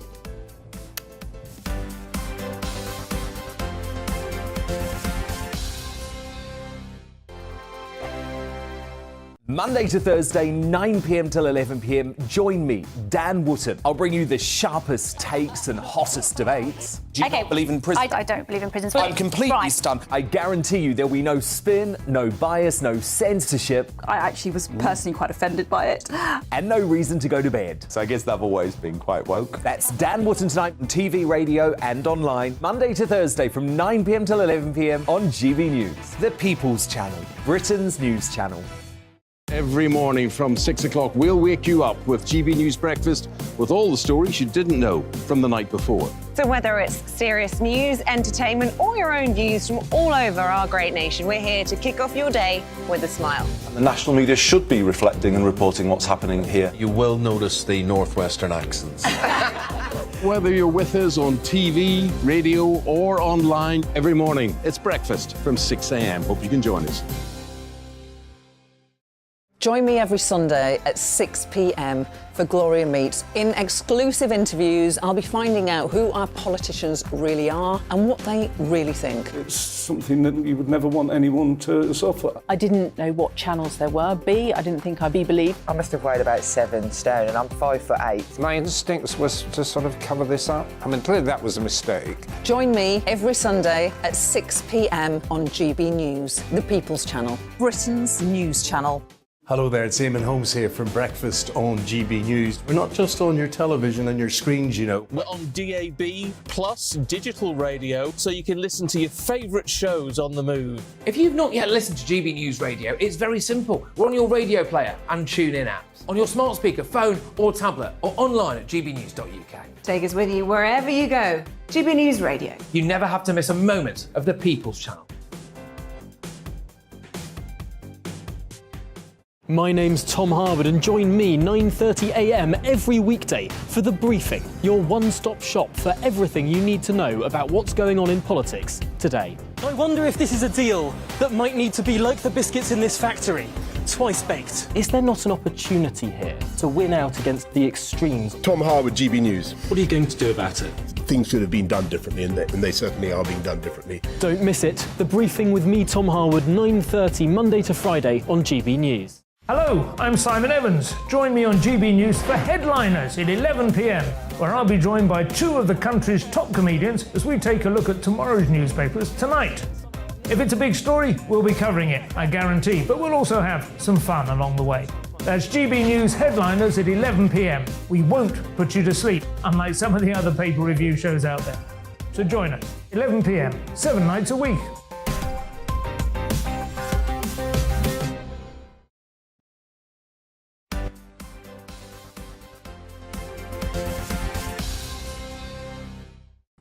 Welcome back, it's 11:26. We've had lots of views coming in about all sorts of different subjects today. Yeah, on the divorce coach, we've got Dave from Cheshire saying, I think my wife was paying a little bit too much attention to that divorce coach. And then he says, best of luck, Phil. Paul from Reading said, my wife cheated on me and I kept the kids in the house. But I wish I'd known more. Never thought I'd be getting divorced, so never bothered to look into it. And dry January, Stuart said, I'll be dry until the 26th of January. Then I'm off to Benidorm, so I won't be dry then. And Graham says, a pub near me has the perfect answer to dry January. Dry gin, dry cider, dry martinis and a dry white wine. And I think Graham's speaking for the country there. Yeah, it totally was. And Ian from Shropshire said about Harry and Meghan, turn it on its head. When did we last see the happy, carefree Harry? He's in a situation of his own making and he is totally out of his depth. So many of you getting in on so many of the different subjects. We'll try and get through a few more a bit later on. Now it's time for our lawful news section. Joining us is the friend of the show, Andrew Eborn, to discuss this week's bizarre legal There are many case. bizarre things. And what I love about this section is that the media so often get the stories wrong and they regurgitate the same. Welcome to our world. Well, we had that a little bit earlier on when they made this big announcement about a government select committee saying you must drive at 64 miles an hour. That never happened at all. But carry on. So what it is, and it's dominated quite a few headlines, it's about a 1968 film, Romeo and Juliet, and Paramount Pictures are being sued by 2 of the people. It's a very serious case. About the 2 stars. It was about a nude scene which was shot while the 2 leads were basically underage. It's Olivia Hussey, was 15 at the time, and Leonard Whiting, who was 16. You're showing what's... This is the writ. This is the 24-page writ, which is what I would recommend to all journalists start with this rather than the press release, because this will help the various bits and pieces. So they're basically the huge sums they're suing for. And what happens in America, there's been a change in the law in California, what's called AB 218, and that basically got rid of the statute of limitation on child abuse cases for a limited time. There was a window to get all these old cases. So people say, well, hang about, they're 71 and 72 now. It's a 1968 movie. Why are they coming out of the woodwork now? I did think that. Why now? And it's then now exactly it's that. because they've got a window of opportunity. A window of opportunity. Also, there's a catalyst for this. They're represented now by the same manager, Tony Marinozzi, and he was negotiating a deal with Casey Musgrave's representative, who's a country singer, and they wanted to use a clip from the film. And during that conversation, it transpired that Paramount have raked in millions of dollars, and these actors, they're very young at the time, barely got anything. Yeah. So they're being sued now for two aspects to it. One is $100 million for emotional and mental anguish, and the other is what's called disgorgement of economic benefit. What that basically means is to repay the ill-gotten gains. Now, they're arguing that the box office was probably about $500 million, so the claim is potentially up to $600 million. So I was reading the press release, and they were sort of saying they were taken advantage of when they were younger. They did this film. They said there would be no nudity in this film, and then towards the end of the filming, the producer, the director said, "Oh, it's all looking a bit flat. It's not doing so well. Can we just swim along here or do whatever it was?" And then they got the film footage of them being sort of absolutely right. compromised. And Franco Zeffirelli, a fantastic movie. It was up for 4 Oscars. It won 2 of them. Bizarrely, cinematography, but also costume design. We'll talk about nudity. It's a bit bizarre. But it was. He basically reassured them originally, it's alleged, that they were going to be wearing flesh-coloured clothing, and then they said, well, hang about, you're going to ruin the movie if you can't do it now. We'll paint you, but the cameras will be positioned that you won't be able to see nudity. In the actual final edit, and it's a fantastic film. People will watch it. You'll see there are bare buttocks and breasts and so on and so forth. And so they're saying that this has caused emotional distress as a result of it. Basically, Zeffirelli died in 15th of June 2019, so he's not around to defend anymore. But Paramount are basically subject to this litigation. And it's not the first time. To piece this all together, you'll recall that Bill Cosby, for example, he was sued under the same principle by somebody who he assaulted at the Playboy Mansion. And she was awarded $500,000 as a result of the civil case. Back to this Romeo and Juliet. Was it illegal then at the time for a 15 and 16-year-old to appear nude in film? Absolutely. So there's and I suppose the other thing is whether or not there was a contract that was signed at the time. There would have been, and because they were underage, it would have been signed by their parents, or that's the sort of thing. But presumably you can't sign a contract to break the law, presumably. Well, that's the principle, because it's child pornography. They say that their points are, first, it's about fraud, it's about sexual abuse, and so on and so forth, which you can never consent to. But also it raises questions about other movies. I mean, Brooke Shields, for example, in Pretty Baby, it was the 1978 film. She was 12 at the time, and she portrayed an underage prostitute, and there was nudity in that. Blue Lagoon in 1980, when Brooke was again 14, there's a lot of nudity in that sort of stuff. So it raises all sorts of questions. And I think, like you said, they were reselling the footage. I can see there, you see, because when I looked at the amount, something like $500 million, I thought, where do you get that figure from? Yes. But then if they were reselling, and I guess they'll happily settle for slightly less than $500 million. And this is what happens, like the Prince Andrew case. You talk about their civil cases, and this is the importance of distinguishing between the civil case and the criminal case. There is no statute of limitation on the criminal case. That carries on forever. But the civil case, they've got statute of limitation. The window was to start the writ before the 31st of December. They did that, and therefore this writ will go through. Interesting. We'll follow the progress of this case. I'll keep you posted. Thank you very much indeed. Coming up next, we'll be speaking to an MP who has to wear a stab vest to ensure his safety, and the former head of Channel 4 News about the government's U-turn on privatisation. But first, here's the headlines with Tatiana.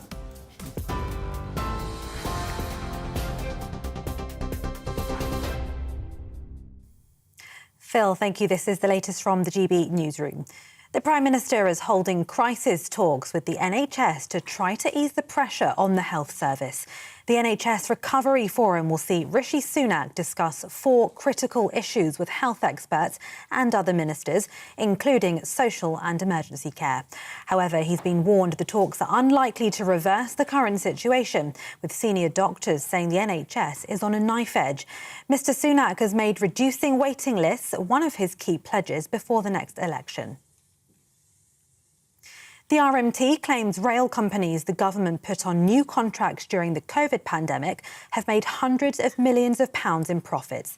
The union has said some train operators made £310 million in taxpayer-funded profits between March 2020 and September 2022.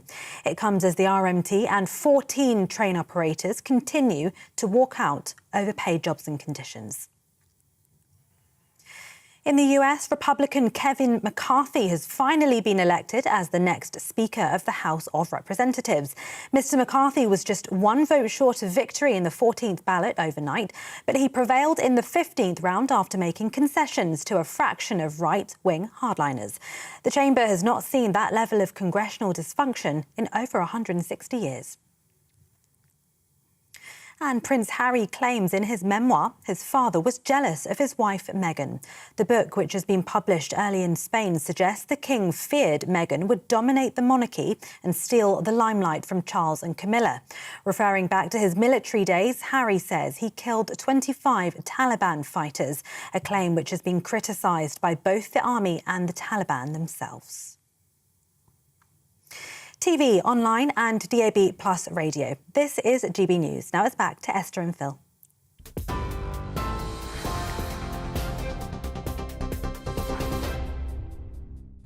Thanks, Tatiana. Lots of you have been getting in touch, particularly about the spiking story.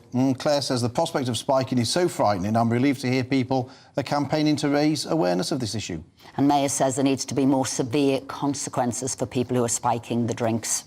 Ella says women shouldn't have to worry about being spiked when going out. Nightclubs, where this happens most frequently, need to take it upon themselves to implement anti-spiking measures by thoroughly checking people before they go inside and by monitoring the bars. And Sarah says she works in hospitality and we often stress to all of our customers they must never, ever take a drink that hasn't been prepared for them and is standing around. Thank you very much indeed for that. I really did strike a note there. And obviously still lots coming in on Meghan and Harry. Now, Conservative MP Virginia Crosby recently told GB News that she feels the need to wear a stab-proof jacket when meeting constituents following the horrific murders of Sir David Amess and Joe Cox. Well, we're now joined by MP for Finchley and Golders Green, Mike Freer, to talk about his experiences. Hi there, Mike. I was talking about the political temperature now being at boiling point, and whether it's people on Twitter, whether it's people on social media, feeling they can say whatever they want about MPs and really whipping up a frenzy. And I thought, well, I was hoping you'd share with us your experiences about what you've been through. Well, I've since elected in 2010, I've had about 13 incidents, some of them very serious. So the David Amess murderer came to Finchley first, and he told the police he came to Finchley armed with the intention to harm me. And luckily I wasn't in Finchley that day. But you've had, I've had mock Molotov cocktails left on the doorstep, notes left on the car. And on top of that, routine vandalism is almost become low level, whereas in the past that would have been quite serious. And some of the incidents have been very threatening. Certainly it's quite sobering to know that, had I been in Finchley on the day that the murderer came, I would probably have been attacked. And it does question what is causing this surge in attacks on MPs. And I think some of it is social media, the ability to abuse people without any repercussions, with anonymity. The social media companies certainly don't take it seriously. And then on top of that, I think just generally there's been a coarsening of the debate. And the people think they have the freedom to abuse MPs. Even I have no problem with political debate and disagreeing with people, but the fact that people think that they should be able to be abusive, and I was once followed around Brent Cross shopping centre with someone saying you're useless. I think itself is low level, but you shouldn't have to put up with that when you're out just doing your normal domestic life, let alone doing your public life. This person who went on then to kill David Amess, he was stalking you, following you around, monitoring your movements. Yeah. So as far as I'm aware, when the police arrested him having killed David, they checked his phone and discovered that he'd come to Finchley a couple of times. Luckily, I wasn't in Finchley that day. You won't hear this very often, but I sometimes slightly lightheartedly say Boris saved my life, because on the night before was the reshuffle, and I'd been moved into the Department for Trade. So I went into Westminster that Friday. Otherwise, I would have been in Finchley doing my surgery as normal. And although I don't do walk-ins, it's all pre-booked, in between appointments, you run across the road, you buy your can of Coke. My agent remembers seeing someone hanging around by the shop, And of course, you walk across and someone says, "Oh, hello, Mr. Free," you immediately stop. Sadly, if I'd done that, I suspect I would have been stabbed. And so I decided that I do, like many MPs, supermarket surgeries. I have a very old mobile home, which I park on street corners. I call it, Parliament on the pavement, where I literally stand there and people can come and talk to me. I do, like many MPs, the over 55s advice fairs. So anywhere now where members of the public can literally walk up to me, is I will try and always wear the stab vest. How effective they are, I don't know, but it also provides some reassurance to my staff that they feel that they're in a safe environment. So whether, the police say they are mixed effectiveness, but it provides reassurance to my team, because people forget, actually, when you abuse an MP, our staff feel it as well as our families. And certainly, my husband is very wary now of me continuing as an MP. He's always worried where I am in terms of, if you're coming home on the tube, will come and pick me up, if possible. And that level of intrusion really has changed what used to be a fantastic job. It still is a fantastic job. Mike, I was wondering, question why. Are you going to remain being an MP? Because some people are standing down at the next election because of these threats. Are you going to remain as an MP? Yeah, I've told my association that my plan is to restand. I'm not sure Angela, my husband, is very happy about it. The number of incidents does make you question it. But I think it's also an important part of the job that we continue to make ourselves accessible to our constituents.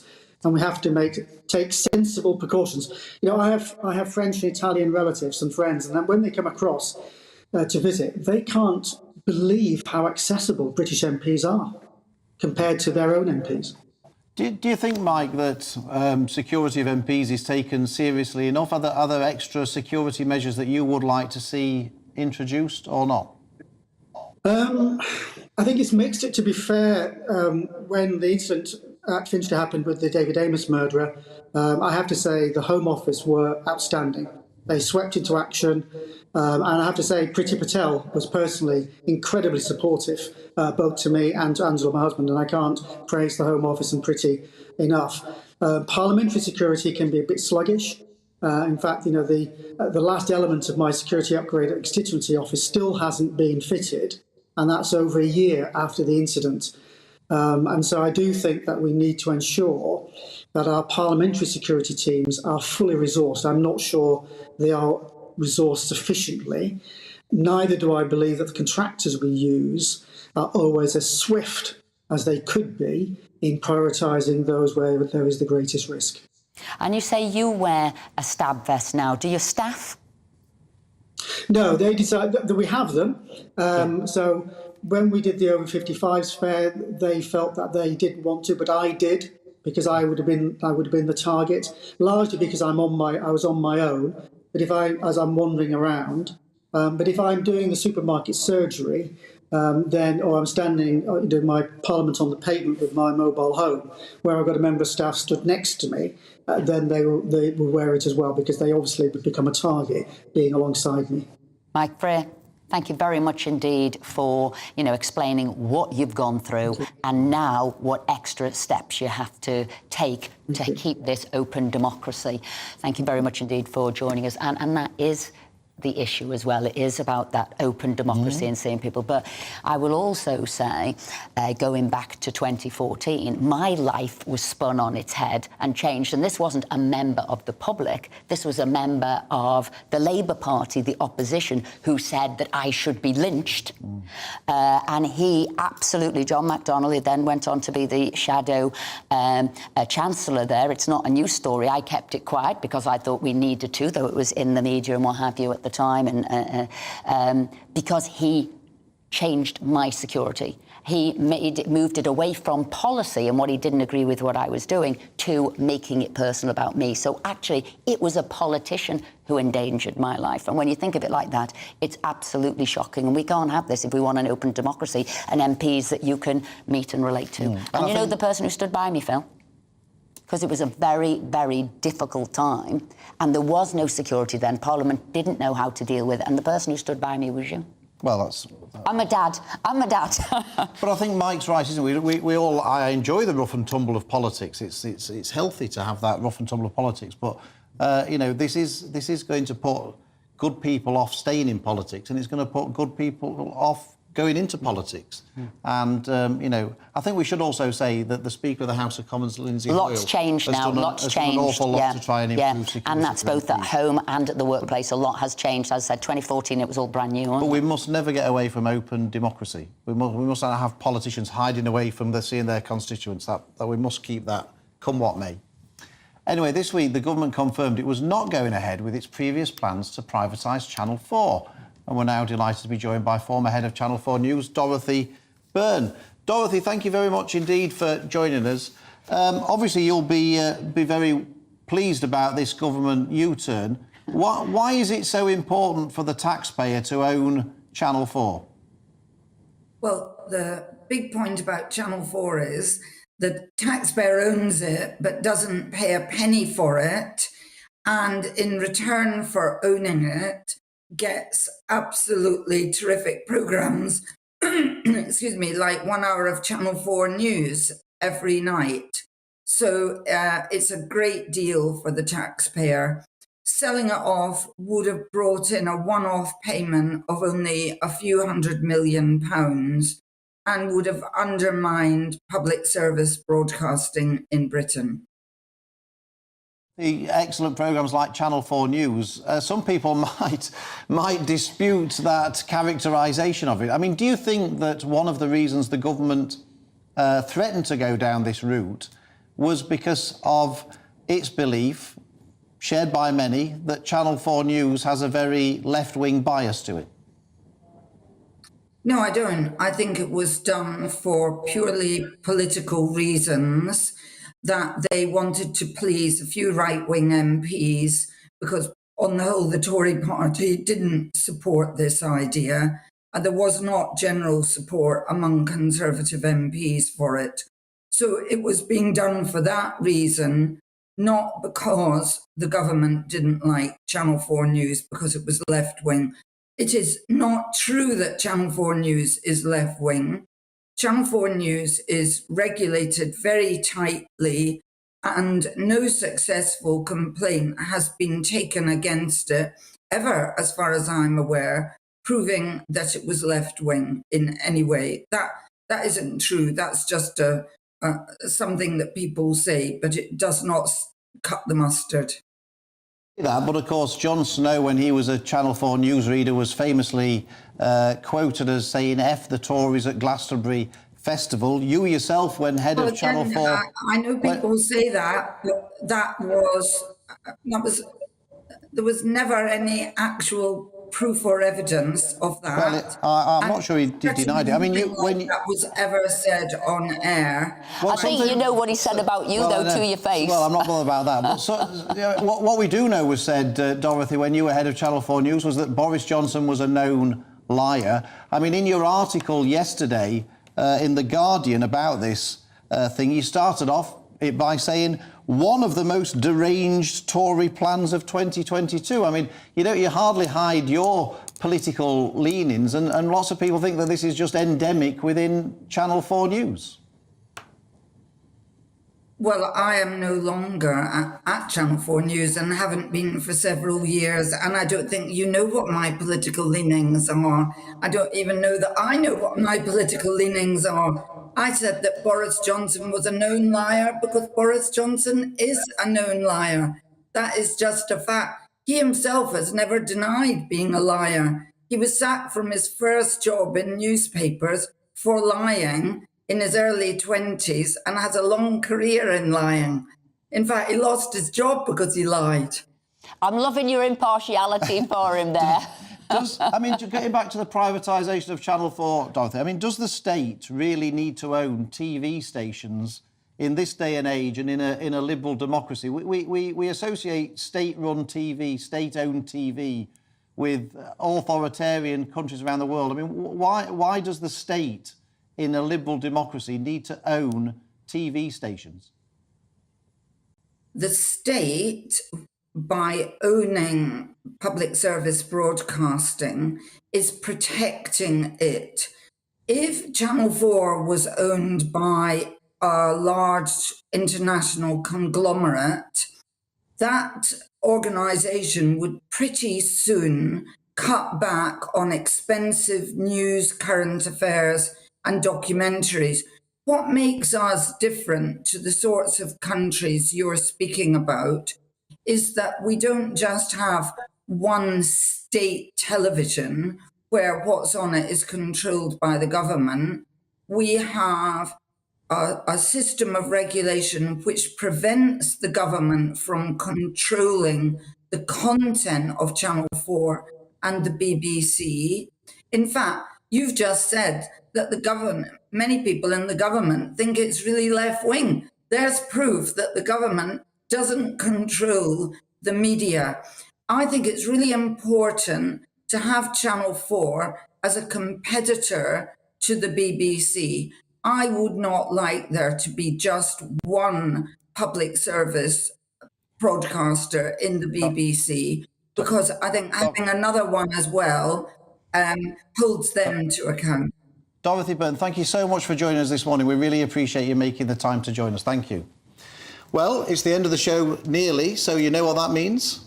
I certainly do. Joker of the century, Ada McGee. Me. And Hayley Palmer with the showbiz. Hayley, come on, what's the big showbiz stuff? Well, the biggest showbiz story is that it was your birthday yesterday. Oh, so, happy birthday, Phil. We just thought you'd embarrass him right there. I hope you had a lovely time. Another year nearer my pension. Oh, no, you don't let It's a year nearer your pension. 1 year away. Anyway, I want to talk Love Island because it is coming back to your screens for the second time this winter. It's only the second time that they've actually done the winter season. Now, what's different about this time is firstly that they've got a different presenter. It used to be Laura Whitmore, it's now Maya Jama. And also, they are going to be taking away the contestants' social media. So, whereas before, when they go on, everyone could be saying stuff about them, tagging them in, or their families would be running their accounts and they could be saying stuff, that is stopping, and it's to protect the contestants and to protect their families. So I think it is a really good thing. I'm just elated that Hayley thought of me, and the next thing she thought of was Love Island. Yeah, I thought that was. Phil, will you be when you go into the Love Island village? Will you be happy with Esther doing your tweets on your behalf? Absolutely, absolutely. Now, the other thing I wanted to ask, because tomorrow we're going to see the Whitney film. Now, I believe you've been to see it twice already. Is that true? I actually went back to see it a second time because I absolutely loved it. What is brilliant about it, it takes you through her whole journey. And for me, there was bits that I just didn't even know that had happened in her life. Like, you see this glamorous lifestyle, you think it's all amazing, but actually there's so much that she went through. She's an absolute star, and it's just such a sad ending. I won't spoil it. No, don't spoil it. I think we know the ending. We know the ending, but it's just, I just had to go and see it again to see all those finer details. But it's an absolute must-see in the cinemas now. I would thoroughly recommend it. Is it true she came through the gospel route, didn't she, singing? Is that right? That's right, yeah, that's the recognise opening scene. Yeah. There we go. And obviously, you know, connections to Dionne Warwick and what have you, but she did have her own, as you say, traumatic journey there. Talking of trauma, football, Everton's got a bit of a trauma. Yeah, exactly. I mean, well, they actually put up quite a good fight last night. I mean, apparently there were talks earlier in the week with Frank Lampard. I must meant where they are in the league. Oh, yeah, I know. Well, they were in the FA Cup action last night, actually. Yeah. But they were told, apparently Frank Lampard said, listen, we don't expect you to win at Old Trafford on the Friday night, but just make sure they put up a decent performance. What's more important for them is how they get on against Southampton next week. They're a team around them in the bottom of the, or in the basement of the Premier League, and they've got to get up that table. Last night, decent performance, went out of the event, but I think it's 50-50. We said 50-50, didn't we, Frank Lampard? It's sad, though, isn't it, when Everton's a massive club and you're reduced to saying, oh, well, they lost, but they played OK. I mean, what a sad thing for a big club like Everton to be treated like. It is, but, any time of the year at any point in the last 40-odd years, going to Old Trafford in an FA Cup tie is a tough assignment. Any other big... Well, yeah, I want to know about a new Beckham addition to the football world. Yeah, Romeo Beckham, he's joined Brentford on loan as of yesterday. So he's an Inter Miami player. Helps when your old man owns the franchise, of course, in America. But he's gone on loan to Brentford. He's going to play for their B team. Now, no suggestion at the moment that he's going to be anywhere near the first team, but historically, there's been a bit of a pathway from the Brentford B team to the first team. They did away with their academy a few years ago. I don't want to get too technical about that, but they had a big release yesterday. He lives just down the road in Holland Park, of course, and I think from Brentford's point of view, they've got half an eye on the publicity. They're a bit of an unfashionable club, and I think they will benefit from having David Beckham at the odd game if he's just only got a couple of miles. So it's to raise their profile, to have some... I think so, yeah, I think so. And the incentive for Romeo Beckham is that he's in a Premier League squad, well, not Premier League squad, but he's at a Premier League club, and there might be a pathway to the first team. If he gets to the Premier League, who knows where it could lead. And is football as good as his modelling and his promotion? I haven't seen much of his modelling and promotion, actually. Or his football, probably. No, not his football. I mean, he trained with Arsenal as a kid, so he has got some pedigree, but I'm sure if he was anywhere near as good as his dad, we'd have heard about him on the pitch by now. Yeah. Hayley. I was going to say, speaking of David Beckham, there's a documentary coming out of him this year, which I'm quite excited to see, and also one of Robbie Williams as well. So it's good to have a little insight into their lives, also about their trauma and about their mental health and everything. So, but we're looking at the Lord Sugar Gordon Ramsay spat. Yes, so apparently Lord Sugar is saying that Gordon Ramsay has copied the premise of his show that he's got. So he's got this new show out. It's called Future Food Stars, where contestants aim to try and get £150,000 investment. And he's saying... It sounds very similar already, doesn't it? Just for foodies rather than businesses. He's saying, mate, stick to the food, don't copy my things. But I don't know, I think a lot of them are quite similar these days. I mean, how many reality shows have we got, and how many of the formats are quite similar? So I don't know, I have to see it. I mean, did you see The Apprentice this week? No. You haven't seen it. I feel like they are on there really for the fame, not really for... Lord Sugar's not going to sue Gordon Ramsay. They're not going to. That would be a good programme, wouldn't it? How can you quickly tell us 2023? What do you think your top shows are going to be? Very quickly. I'm going to say The Crown, because that's coming back. I'm going to say Dancing on Ice, and I'm going to say Gladiators. Oh, well, thank you very much indeed. That was short and sweet. Yes. Hayley, thank you very much indeed. Aidan, thank you very much indeed. What a show we've had today, and what a diversity. And thank you for everybody who got in touch. So many of you, sadly, we couldn't read them all out today. But that's it for us this week. Thanks for watching. Up next is Alistair Stewart and friends. We'll be back next week, but stay with us. Here's the weather. Good morning, I'm Alex Deakin, and this is your latest weather update from the Met Office. The first weekend of the year promises showers, and plenty of them, heavy ones as well, and a blustery wind to boot. No surprise then to see it's low pressure dominating our weather, this one edging in, weather front spiralling around it, sending bands of showers across the country. Quite a wet start out there, some heavy rain through the night for Wales and southwest England especially, and that is now moving its way slowly across central and eastern England. May well linger in eastern parts of England and eastern Scotland.